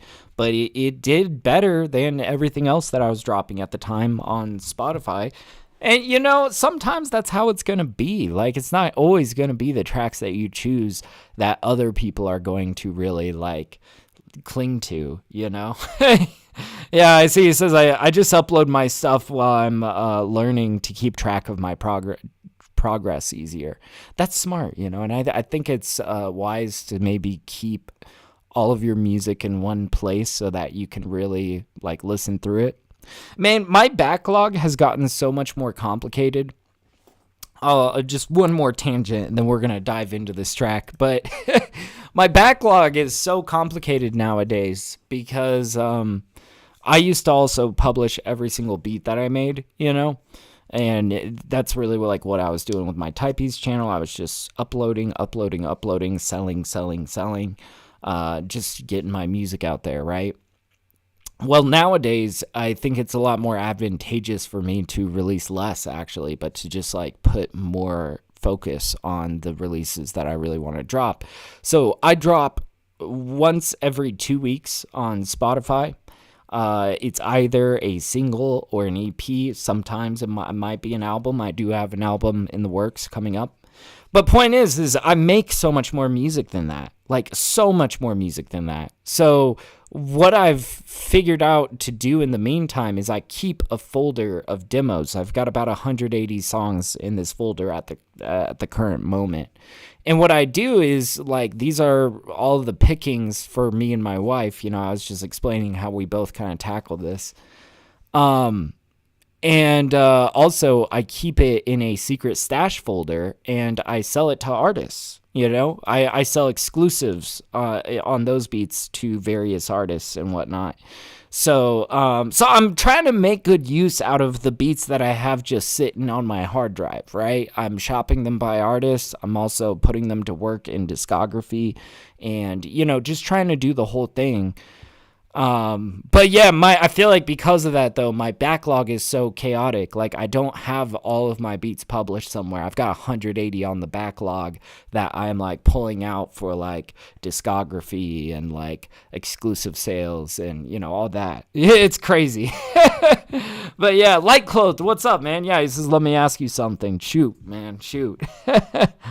But yeah, bro's just saying that's a really good example of how to build really well.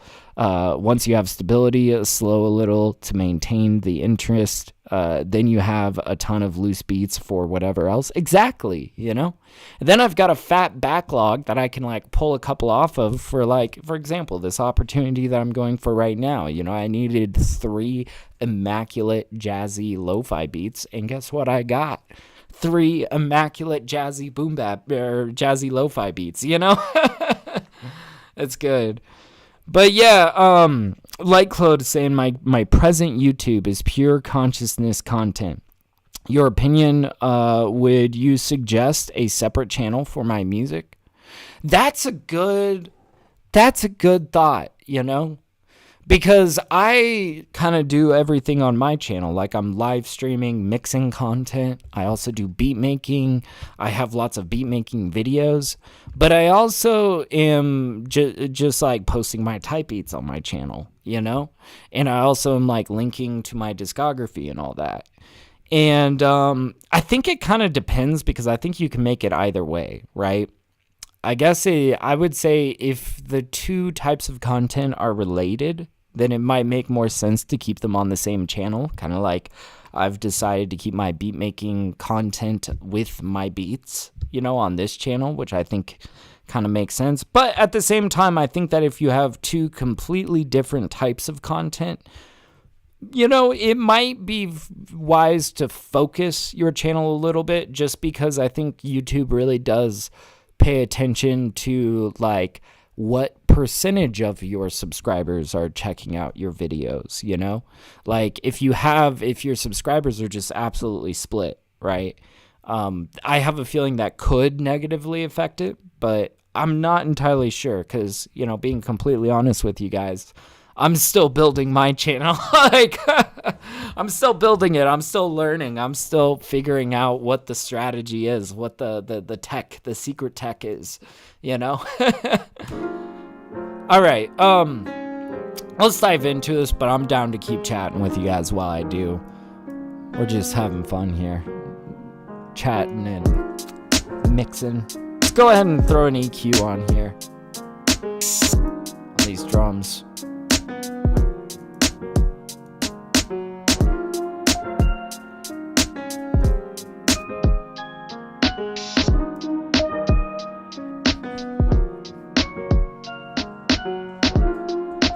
There we go.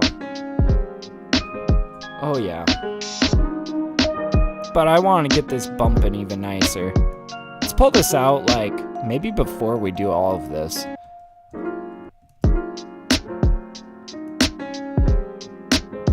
I'm not sure. That's much better. Yeah. After the saturation. Before the compression.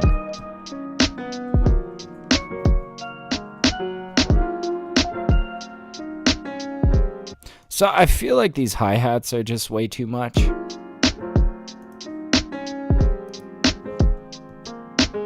And turn that down. Same with this open hat.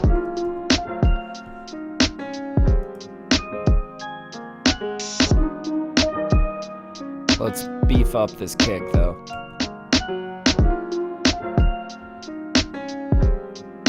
Oh, you see, we can't bring it up too much or else it's going to get really out of whack with these saturators. So you know what we're going to do instead? We're going to turn everything else down and then bring the track up as a whole. So let's definitely bring this snare down. 1, 2, 3.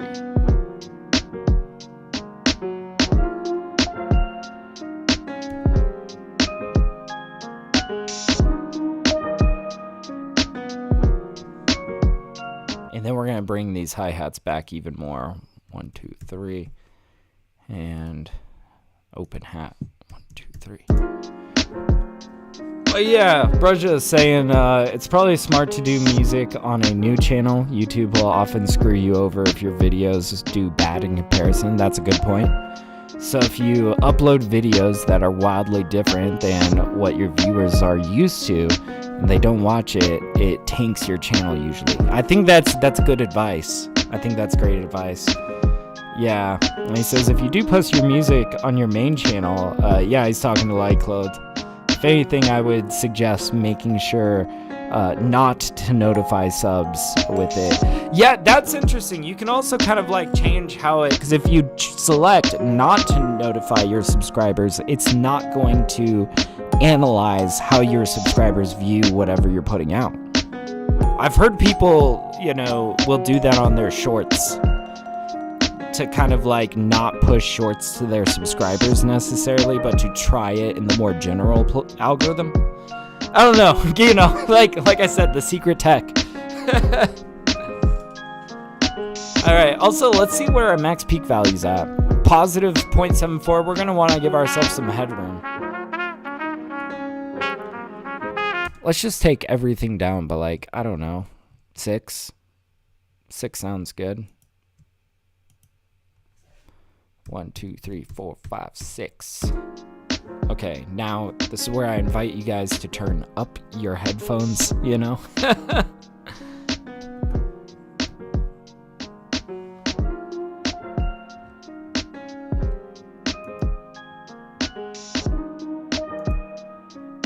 I kind of want to tweak these drums a bit.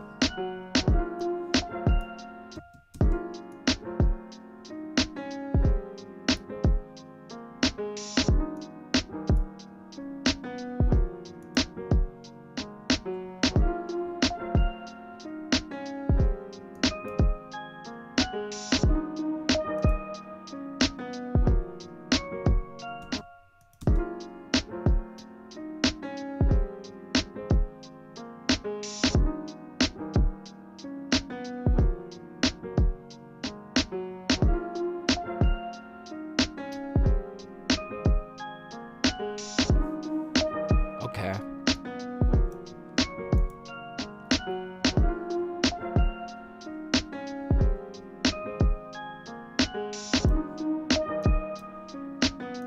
Let's see what's going on in this compressor.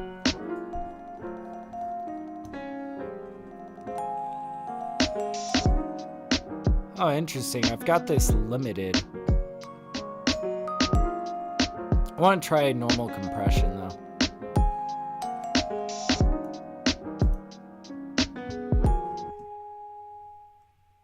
Bro, that is frozen. Let's see.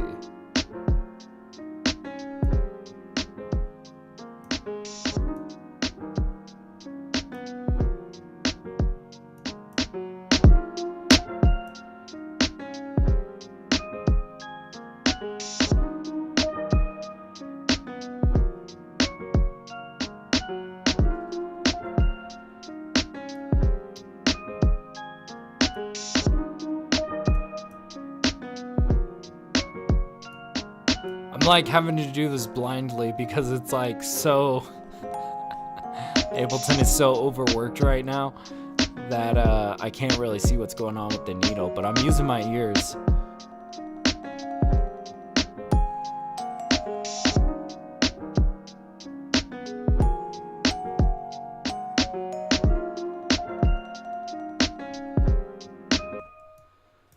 Let's see what's going on in this kick.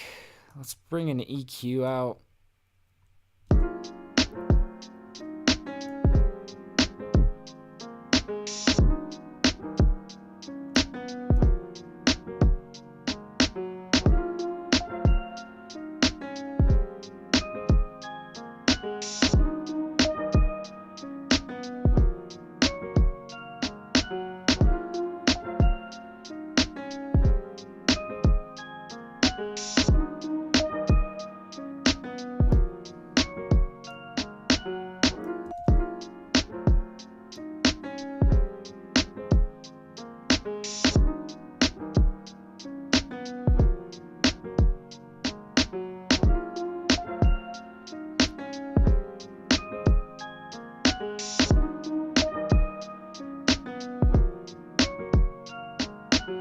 kind of just feeling this out, you know?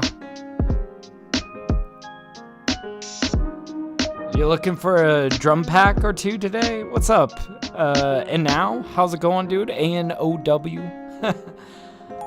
Go check out AJ Hall.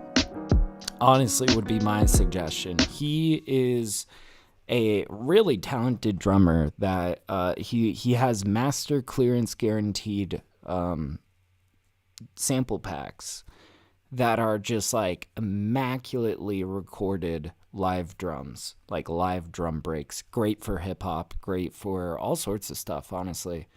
But yeah, and he's actually a pretty noteworthy drummer. Like, he has more major placements than I could even name. But yeah, I've sampled AJ Hall like a ton. I highly recommend it. I'll just type it in chat. You can go like Google him. But yeah, AJ Hall. It's awesome. It's really good stuff, man.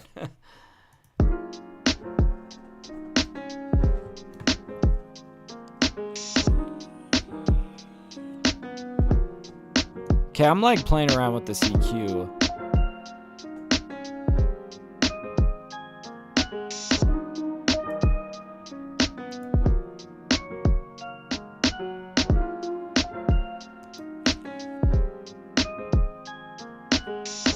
I don't know why, but like taking it down at about the 400 range, like 400 hertz here, just feels better, you know? I feel like it's putting more emphasis on both this low end and the mid. Which, you know, once it's like compressed together, that feels kind of nice, you know?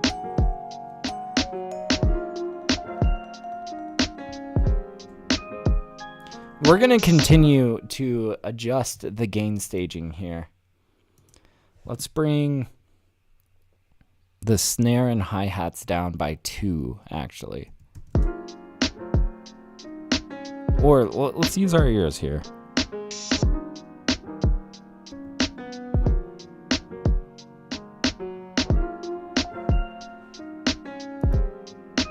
Dope.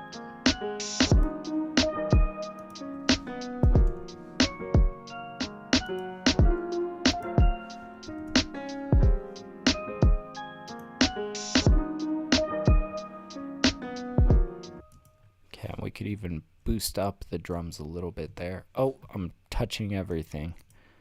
Let's click on just this guy, bring him up.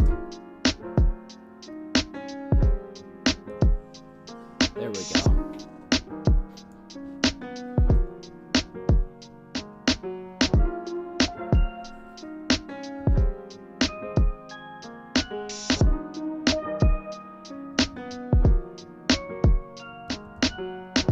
We might actually want to set this back anyways.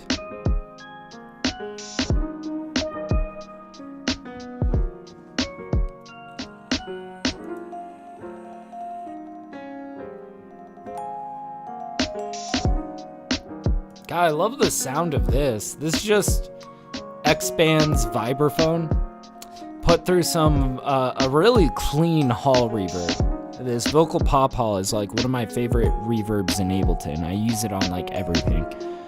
And then that's fed into this LA2A compressor. It feels good. It feels great.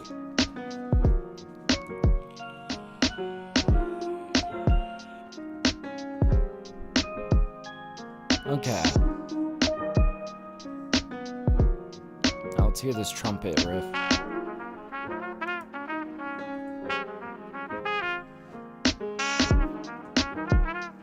Woo! Thank you, Braja.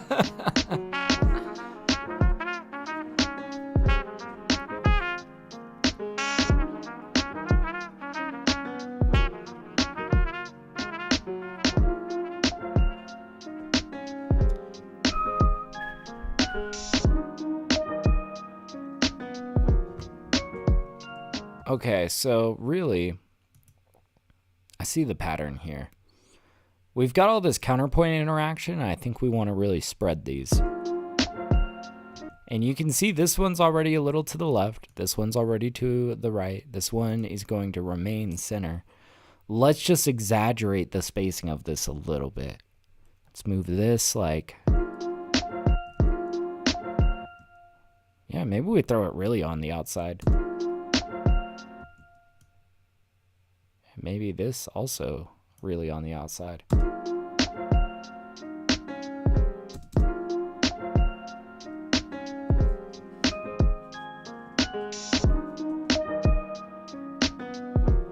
Oh, and you know what? I'm just curious. I'm really curious about this.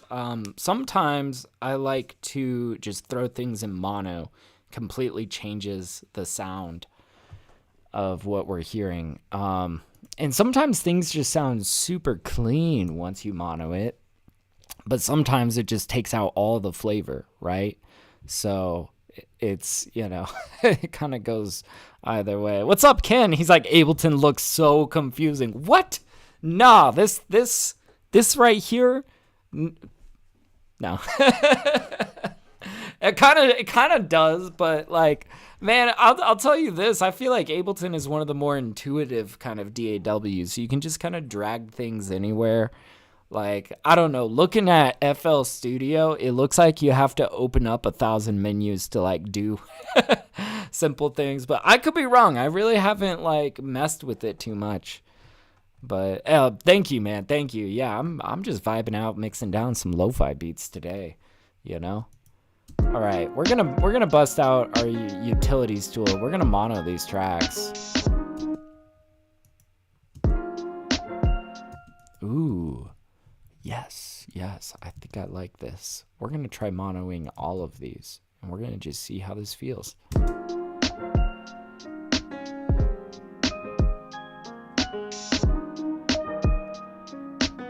That's kind of more of a vibe, you know?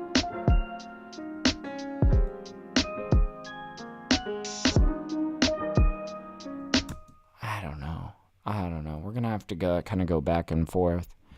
But yeah, Ken says Logic is for slow people like me. Fair enough. Says I stick to Logic. What PC and MIDI keyboard are you using? Yeah, so I'm streaming on a MacBook right now. That's also what I'm running Ableton in, which is why honestly stream gets a little slow sometimes here. I feel like I need to upgrade my PC. I just need to hit all the placements first, you know. But yeah, MIDI keyboard though. I got the Complete Control A61, which, you know, it gets the job done. It's nothing too fancy. It's a 61-track keyboard, and it came with Complete Control. Really bought it for Complete Control, you know. But yeah, I know that piano loop is just heavenly. Oh, man. But, okay, so let's go back and forth on these mono tracks.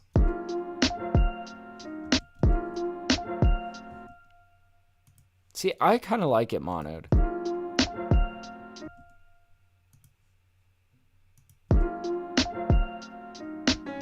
I don't know, it definitely does take a lot out. But it sounds interesting.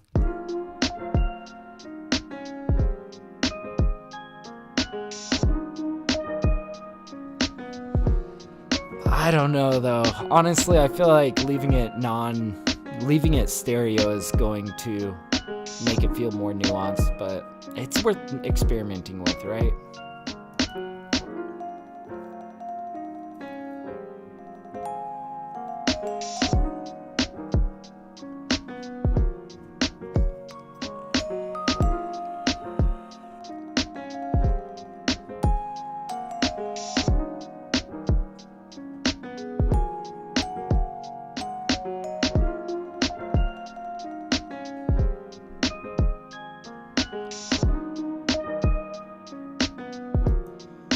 You know, at first I was a little bit bothered by how this leaned right. But the more I'm listening to it, it kind of feels good with, so like, this hits left, this follows up right, and then it finishes out with this guy, which is leaning center right, which kind of feels good coming from the far right to the center right over here. Yeah. That feels good. Nice. Alright. Yeah, honestly, this isn't gonna need like a ton of work, I don't think, anyways. Let's go, now, I feel like what I've done a lot in the past has, for pianos like this, I throw some LA2A on there to give it more body, you know? I have been kind of leaning away from that, just because I feel like sometimes this can make it sound muddy, you know? Like, the warmth is good, but sometimes it makes it sound muddy. And quite honestly, a lot of my mixes I've been running a lot more dry. It kind of depends on what I'm doing, you know? But let's hear this.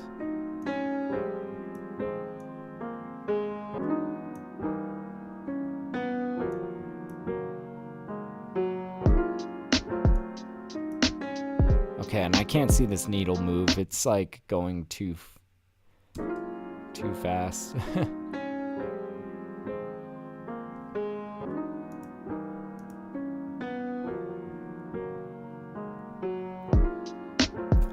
Yeah, my CPU's struggling. We gotta use our ears.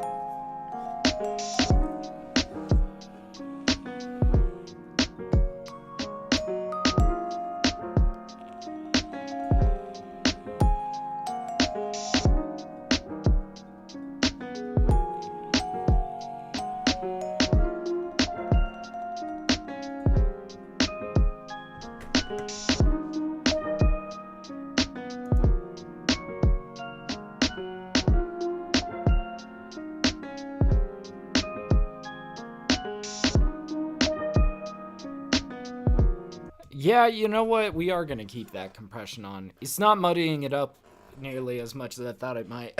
You know, and it is kind of making it feel a lot more rich and full, you know? So yeah, we're keeping it. Hell yeah. Okay.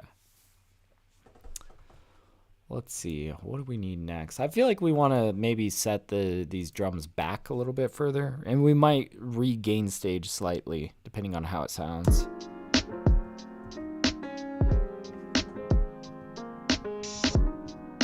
And I know that this is going to sound a lot more magical once we get this mastered.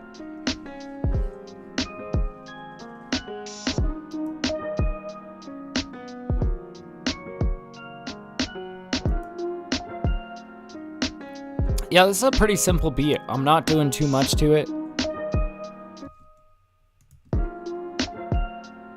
This sticks out a little bit.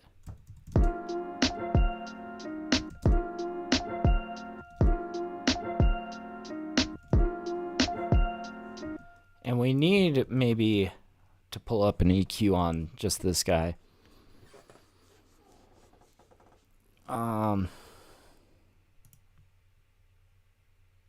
EQ8. Let's take a look at it. Take a look under the hood.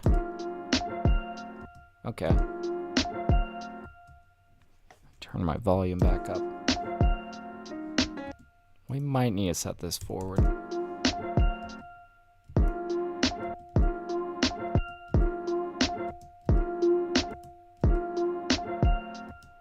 Okay, so here's, I think, the thing. We might want to, like... Yeah, that's perfect. They're, like, right next to each other, these.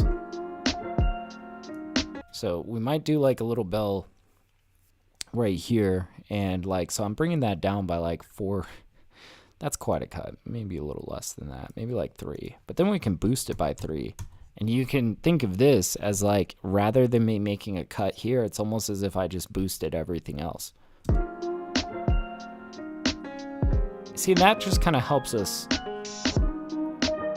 helped it get heard, because really it's like we need for stuff outside of that mid-range to be heard.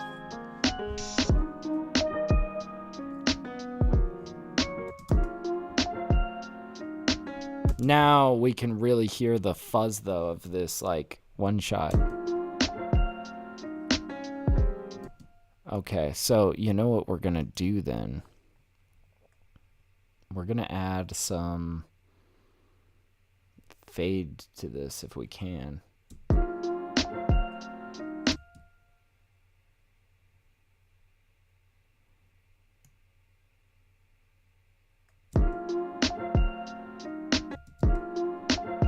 No, it's not decay. What is it? What am I looking for?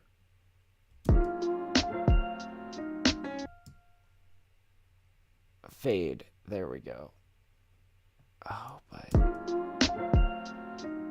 why is this not enabled?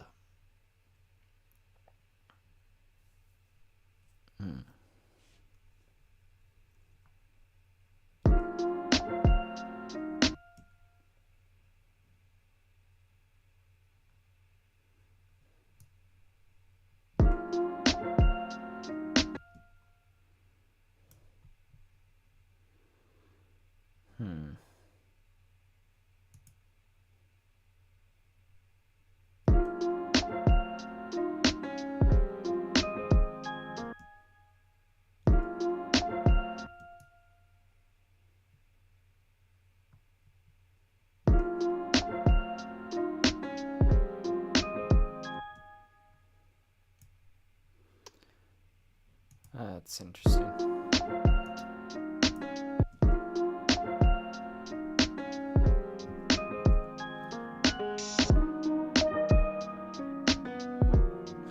Honestly, that sound in the background is not, it's kind of interesting, but I would like to kind of clean that out. What am I looking for? Attack, release.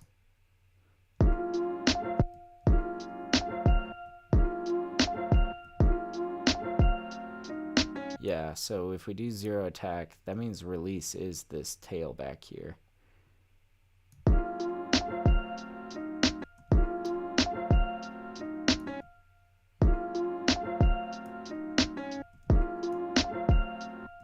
Trying to figure out how this pertains. I swear I've done this before.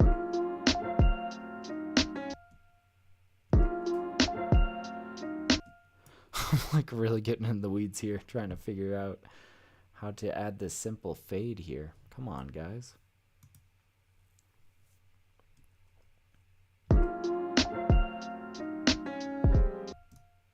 Let's put that back to where it was at 50.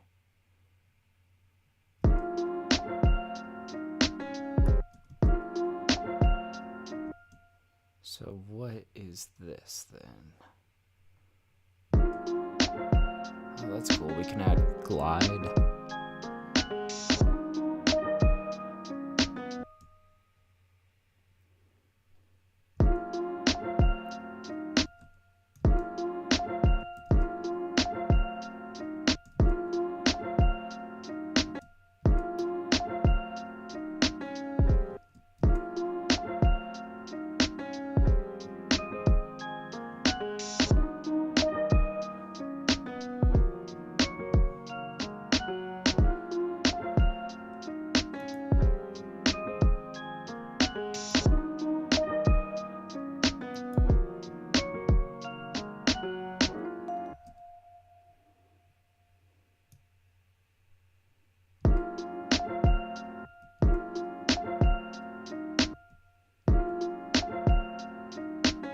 Oh, okay. So I can bring the sustain down. How does this work then? Oh, okay. So like sustain can come down.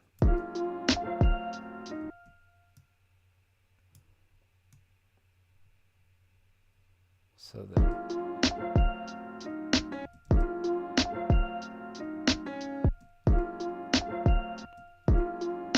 I figured it out. Okay.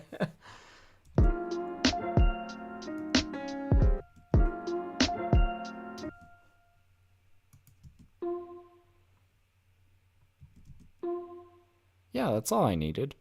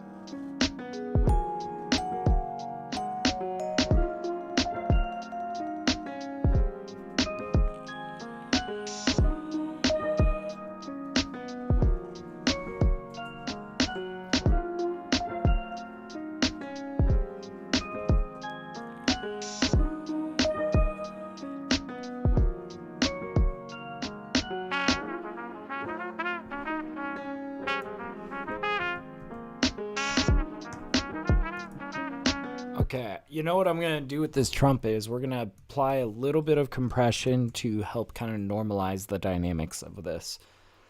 So that way we get to hear more of the nuance, you know. So let's bust out our LA2A compressor. And we're going to do this before the reverb. And boy, using this compressor today has been difficult because, you know, Ableton's struggling. I can't quite see the needle. We're going to have to use our ears. That is quite okay.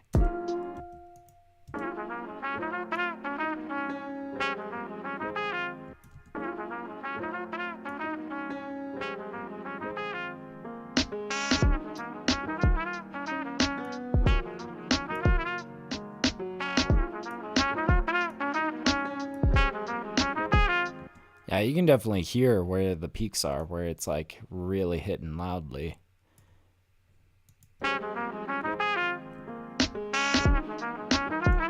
That's really what we're trying to nudge down.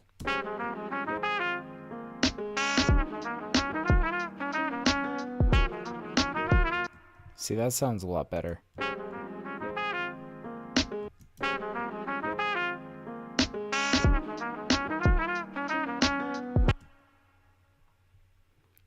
Okay, and you know what we might do with this reverb is we might bring back the decay a little bit. But we might turn it up.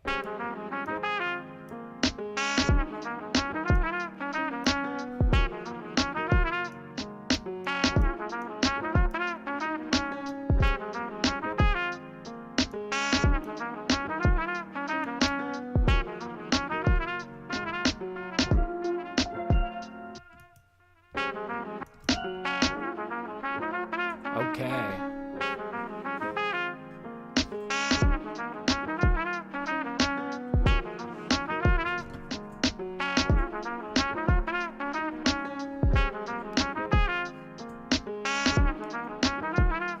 Alright, now that we've got that nice and compressed, I think we want to kind of like set it back in the mix a little bit. Kind of regain stage. It's always a good time to regain stage, you know? I turn down my volume a little bit.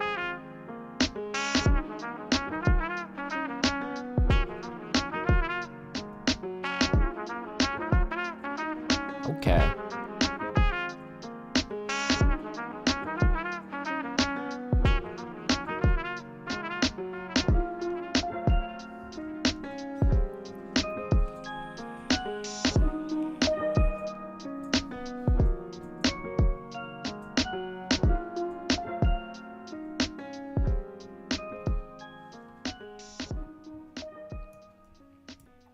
God, what a lovely lo-fi beat. I don't know. This is it's very jazzy, it's very cool.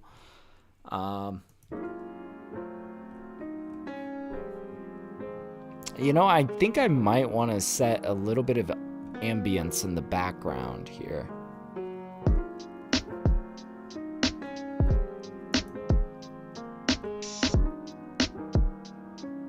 Yeah.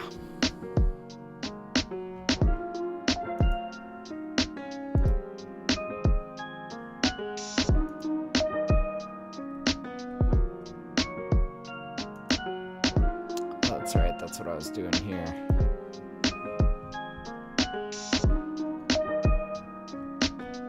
Like, what if we just had some birds and shit in the background? I don't know. I think, like, honestly, this will help this mix feel a little bit more full and lively. What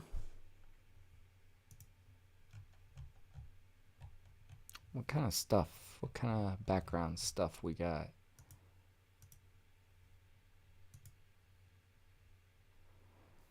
I'm just looking for some sounds, some nice pretty bird sounds, forest birds, ambience.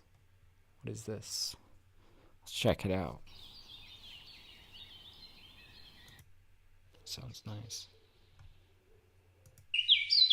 Yikes.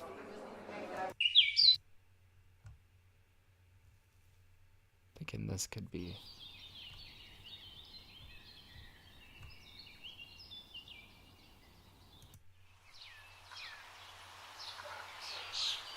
That's way too much.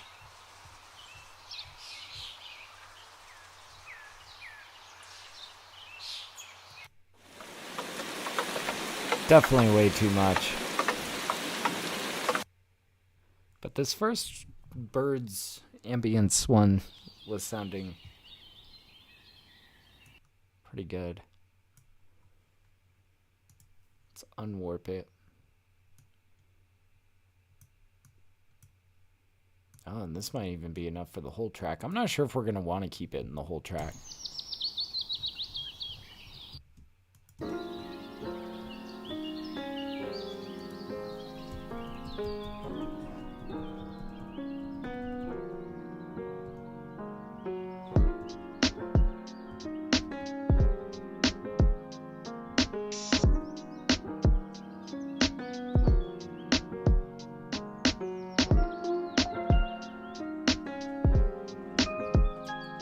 There's little birds in the background. There we go.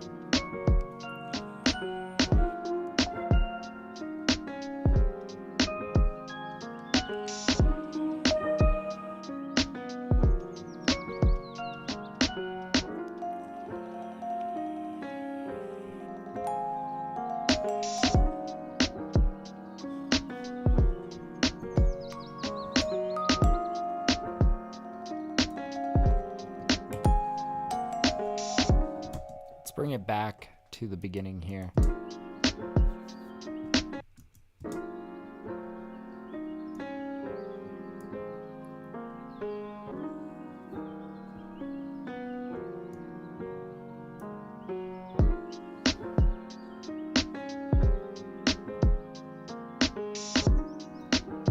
Or maybe instead of birds, we use like kind of like a Subway sample. Maybe just in the intro. Let's try it. Let's try it all ways, you know? Because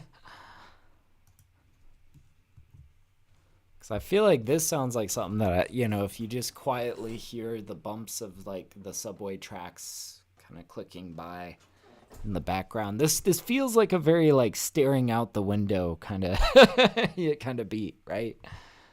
Type shit. Let's yeah, Subway.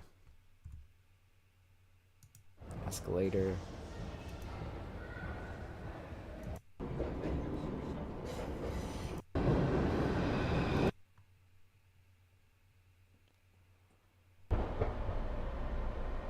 Yeah, stuff like this. Minus that. I know I used this sample the other day, but it's a good one. It's a good one.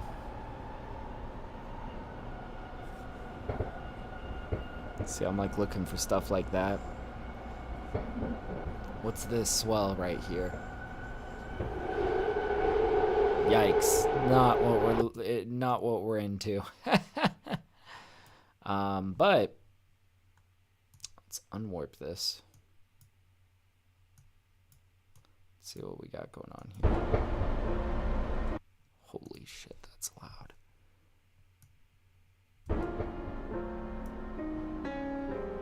Okay, we'll have to cut out that little bit.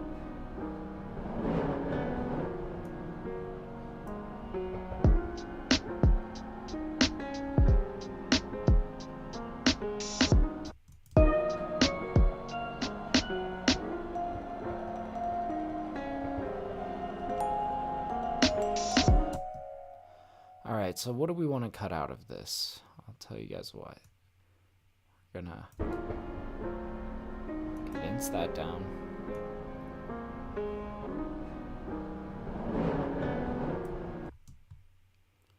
We're gonna get rid of this guy. And let's see. We want to meld these together in a way that's gonna feel nice. Let's see.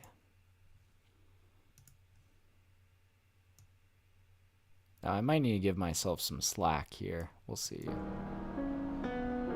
Oh no, that was perfect.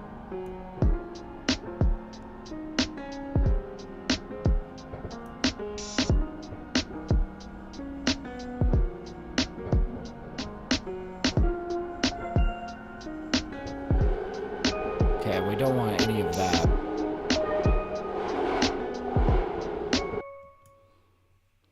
And in fact, we're probably pretty well off from like, yeah, about there. And we could just decide to roll this guy off.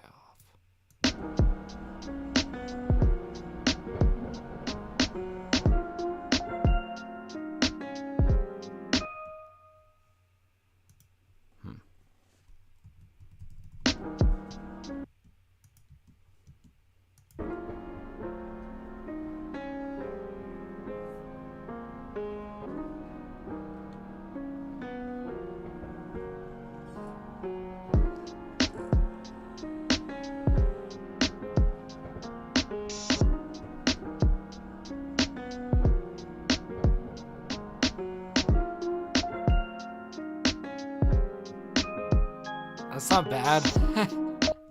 If we start fading it out a little bit further out.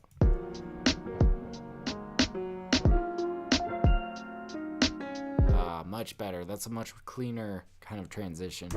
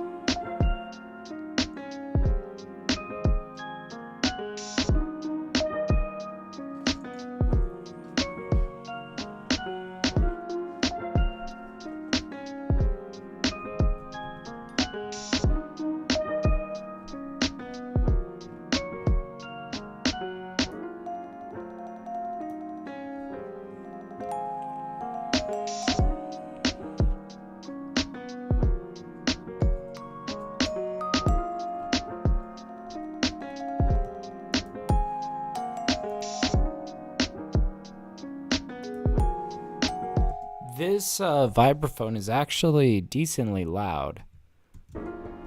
We might need to turn that back.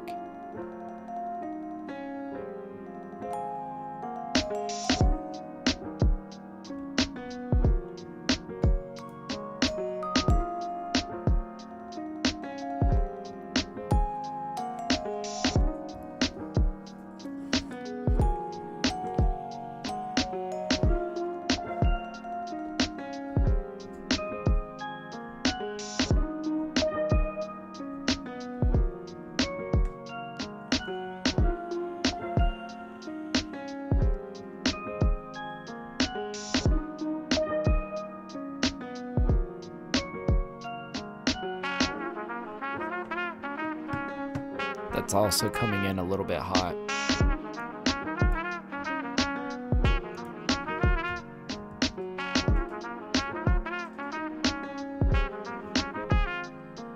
Maybe we need to turn the piano back a little bit too.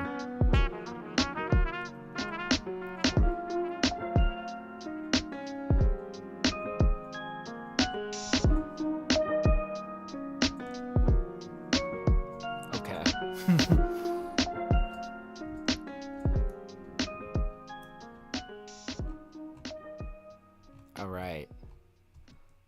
Let's hear this back. I'm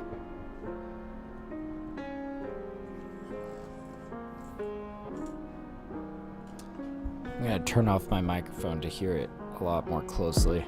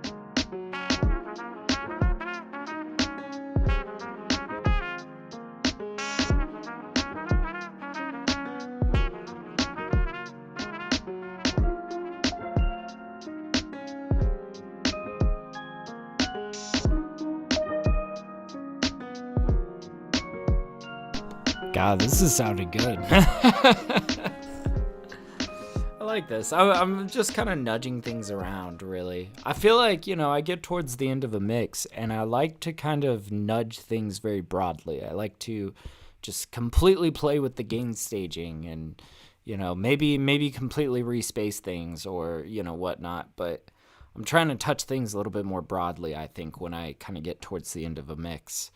Now, I see our max peak value is like really quiet. It's like down here, minus 5.94. We got like 6 decibels of headroom.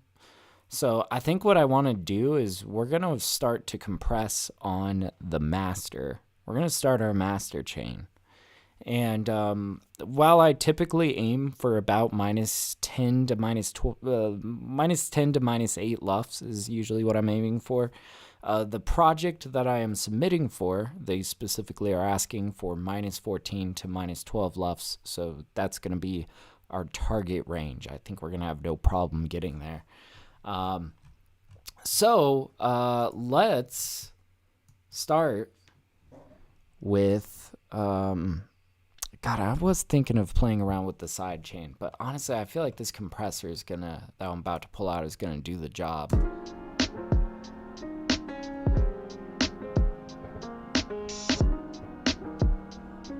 Do we want to set that drum back a little bit?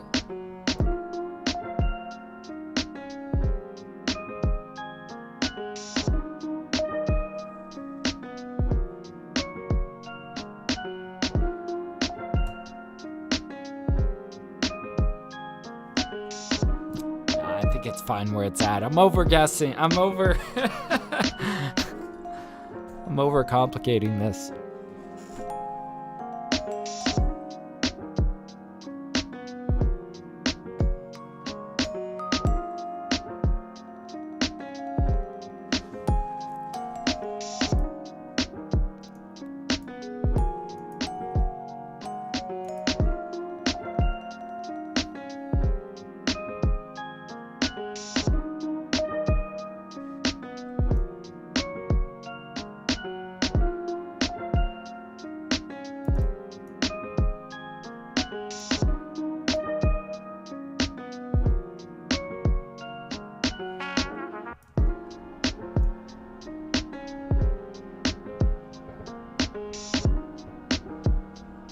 A boost just below 100. Ooh.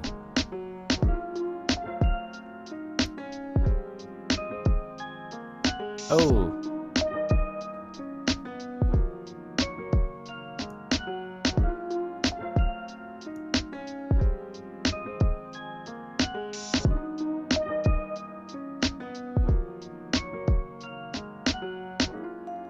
Seeing that also picks up that snare.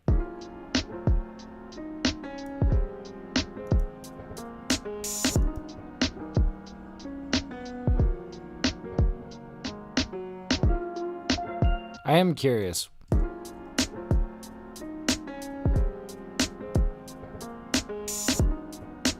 Nah, we're going for lo-fi. For this project anyways.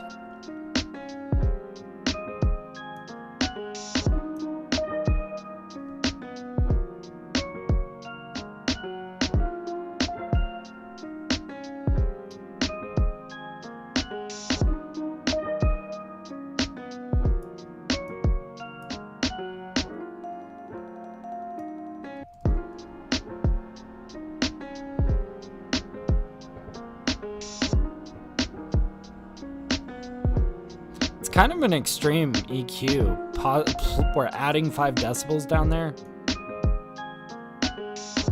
But my ears aren't lying to me. I like that.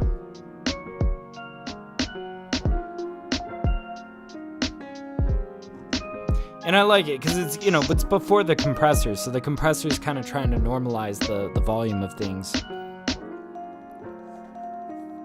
But that sounds great, It's kind of allowing for more of that low end to kind of take over. And you'll notice I boosted it above where the real high of the low end is, where the real peak of the low end is.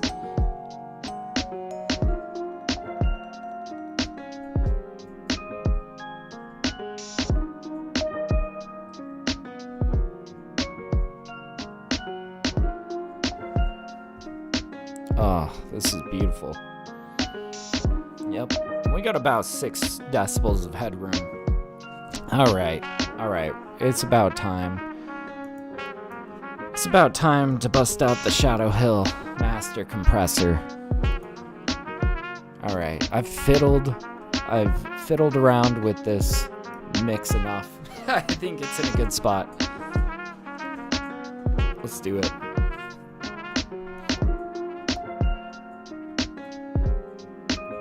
It's enable sidechain. We've got it in stereo mode, meaning only this half of this compressor works. And it's really broken down into 2 compressors. We've got the optical compressor and the discrete compressor.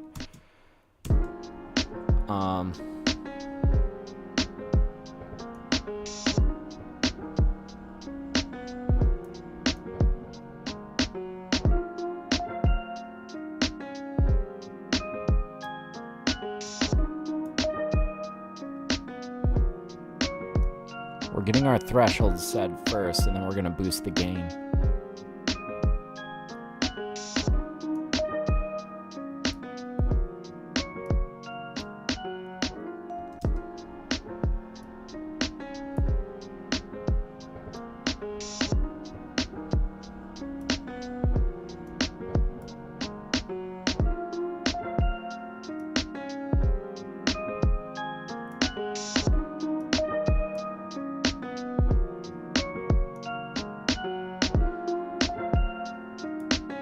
I have no idea what these do, these plates. I don't know, they really don't change anything. I can never get them to really I don't know, I can never hear the results of flipping those switches.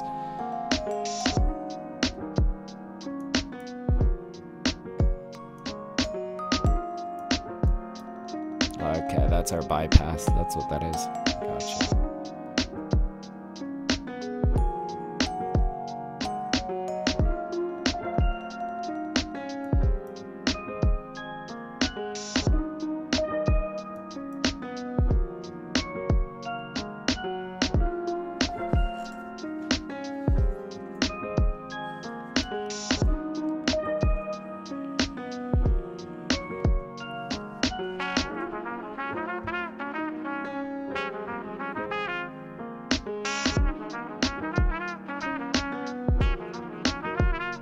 Yeah, we've definitely brought up the gain. I see our max peak is at minus 3.79 right now. Still got plenty of room, you know. So I'll tell you what we're gonna do. We're gonna bust out our utility. We're gonna boost by 3 decibels, and then we're gonna just bust out our loudness meter and see where we've landed in terms of LUFS. Again, the target for this project is minus 14 to minus 12 LUFS. Very quiet, honestly, but I think that'll help us master this very precisely and cleanly. Let's see. Let's say, yeah, you lean. We're busting out our loudness meter. And let's check it out. Let's just see where it's sitting at right now.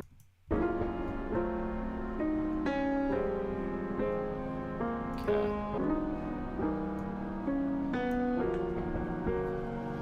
All right.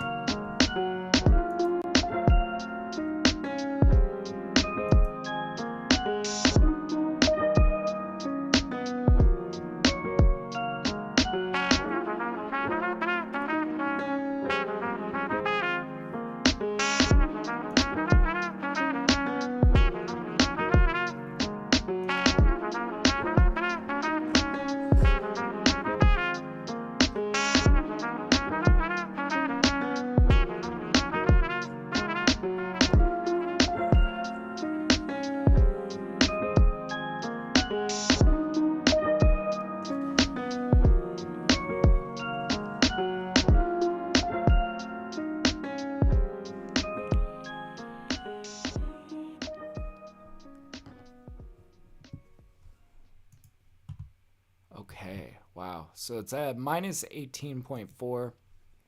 Let me bring this down in volume.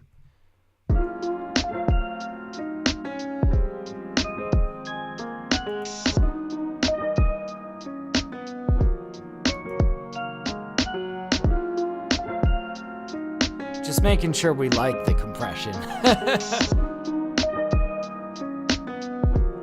I'm almost kind of feeling like the snare is a little bit too loud. Now that I hear this with the compressor, with the compressor on. Let's turn off this compressor. And let's go set that back in the mix a little bit further.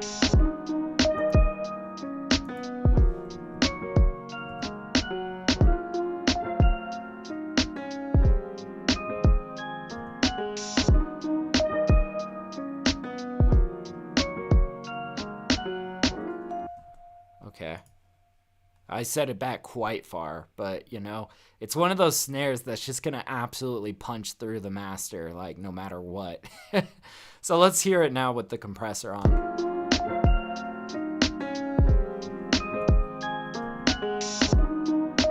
That's much better.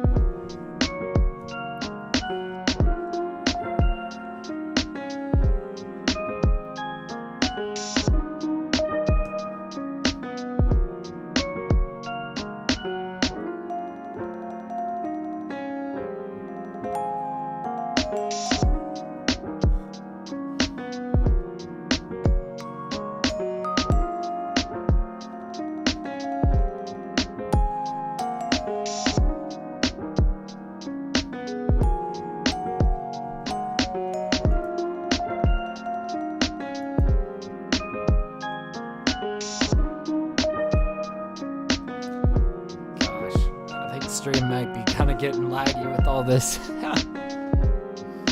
We'll see. Should sort itself out, hopefully.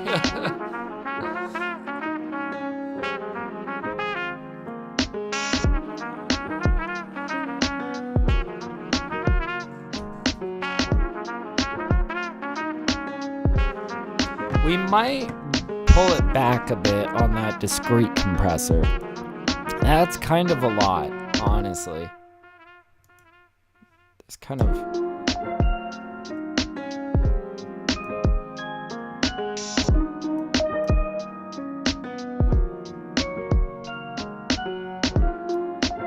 Okay, I think that feels a little bit better.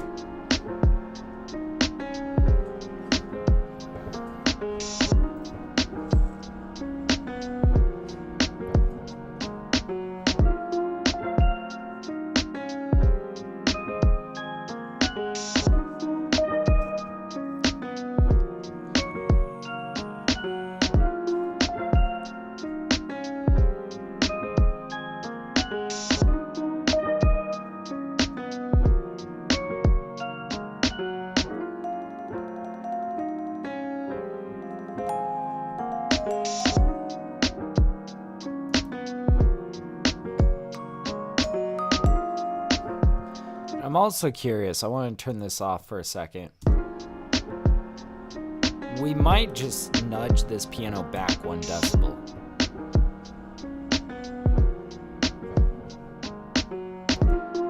Okay, let's turn that back on.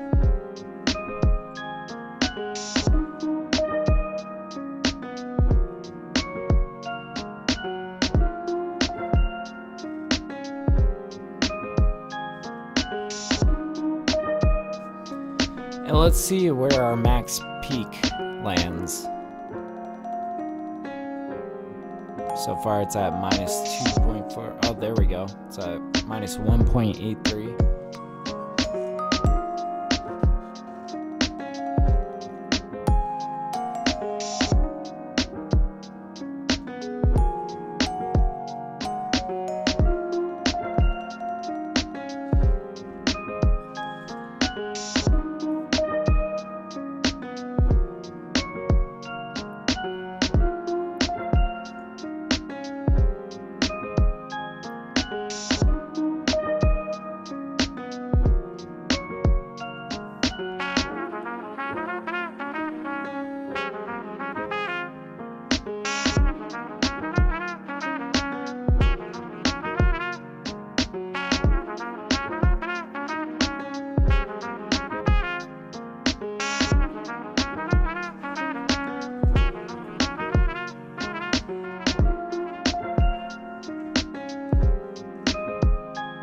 So yeah, I think after this we're gonna throw this through a maximizer. And that's gonna bring it snugly up to the 0 dB ceiling. And it's gonna also compress a little bit further.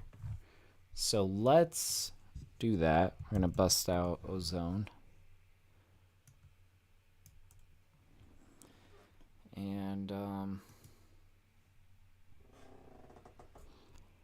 And yeah, hopefully we're gonna end up with a nice master of around -14 to -12 LUFS. That's the target.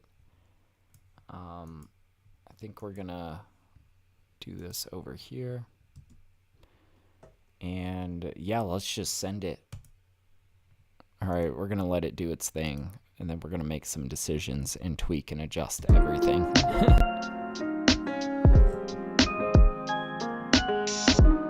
It's probably gonna have a crazy mangled EQ that we're gonna get rid of.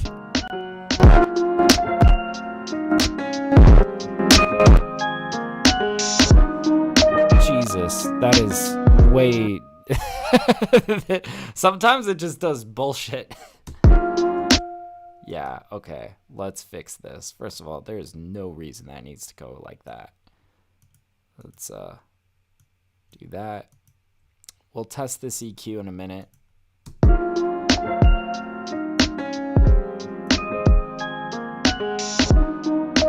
Okay, that's a lot more controlled.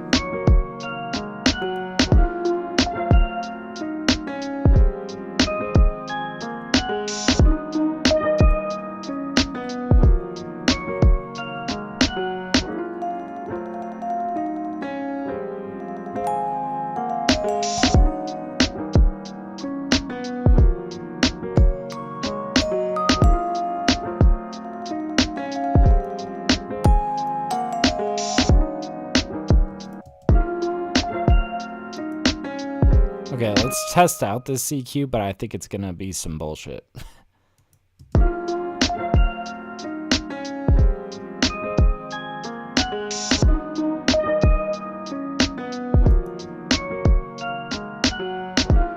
That actually feels kind of nice.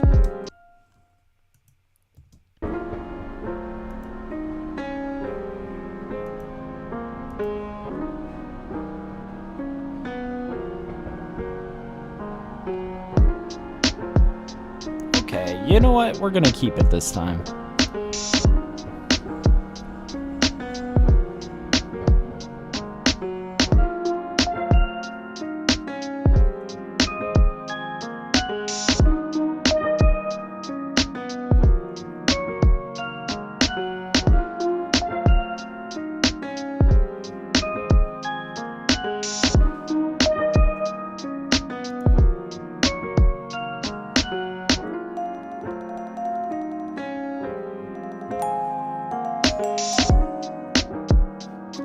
Wow, we still have a ways to go in terms of LUFS. Let's bring this back a little bit more.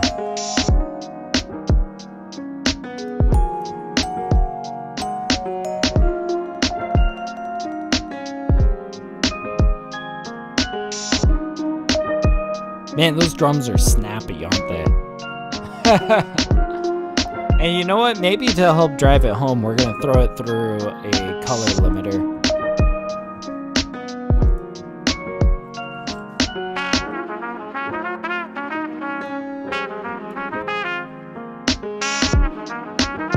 Just going to nudge it up like one more LUFS.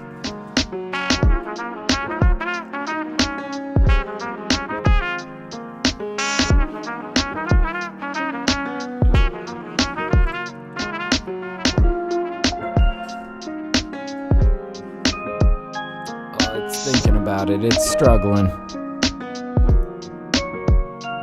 Oh. There it goes. Rough. Now I see Stream is struggling because I got all these plugins open. Jesus. All right.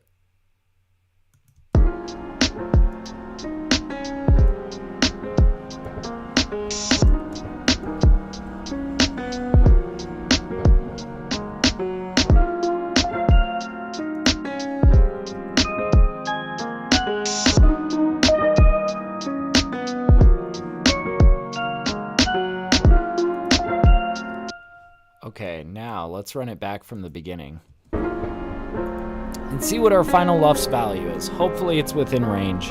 We'll see.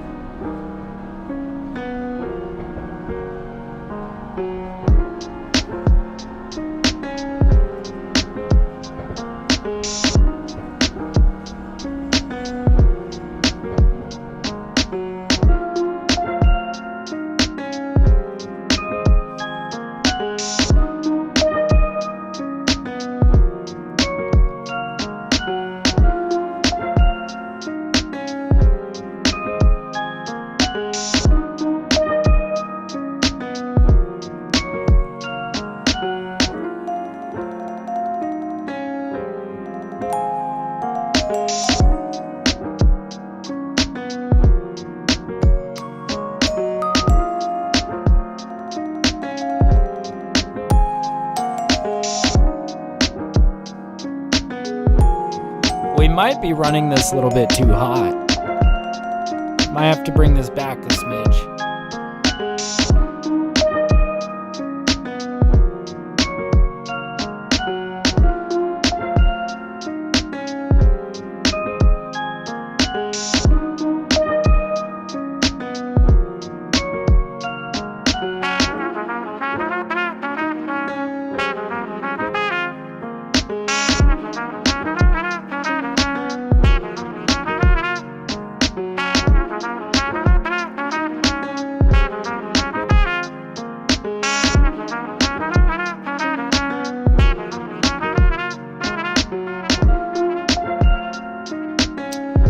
The trumpet did seem a little bit loud.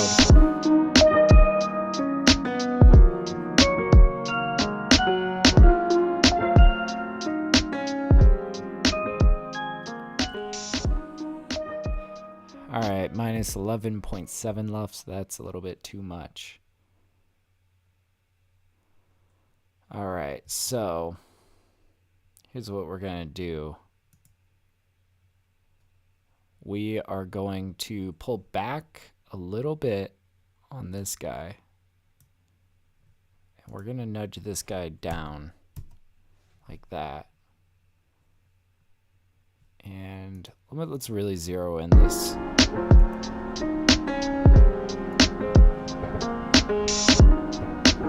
Like that feels good.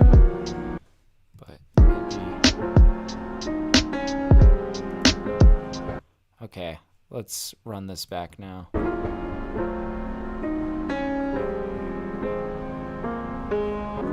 Oh, we're getting there, guys.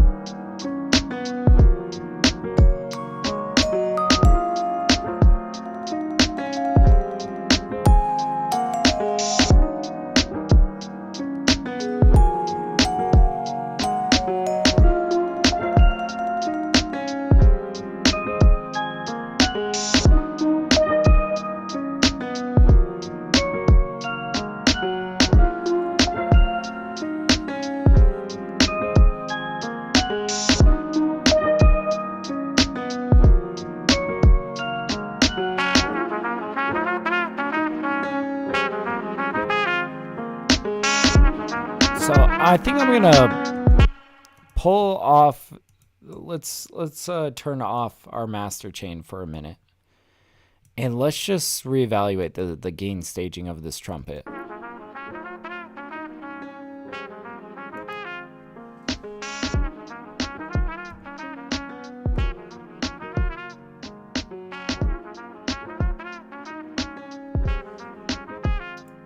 Because it does come on quite strong.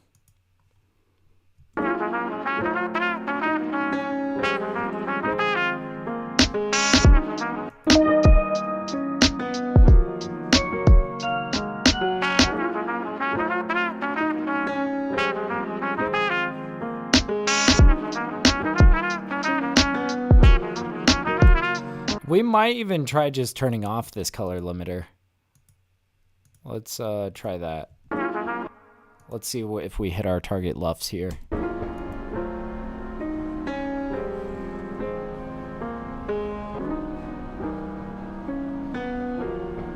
Because honestly, I was liking the sound of that maximizer.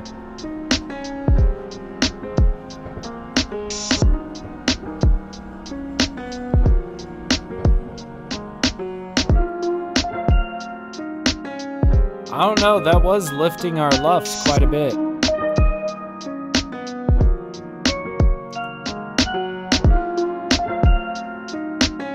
Alright, yeah, we're gonna keep the color limiter. Maybe we just bring it down a little bit.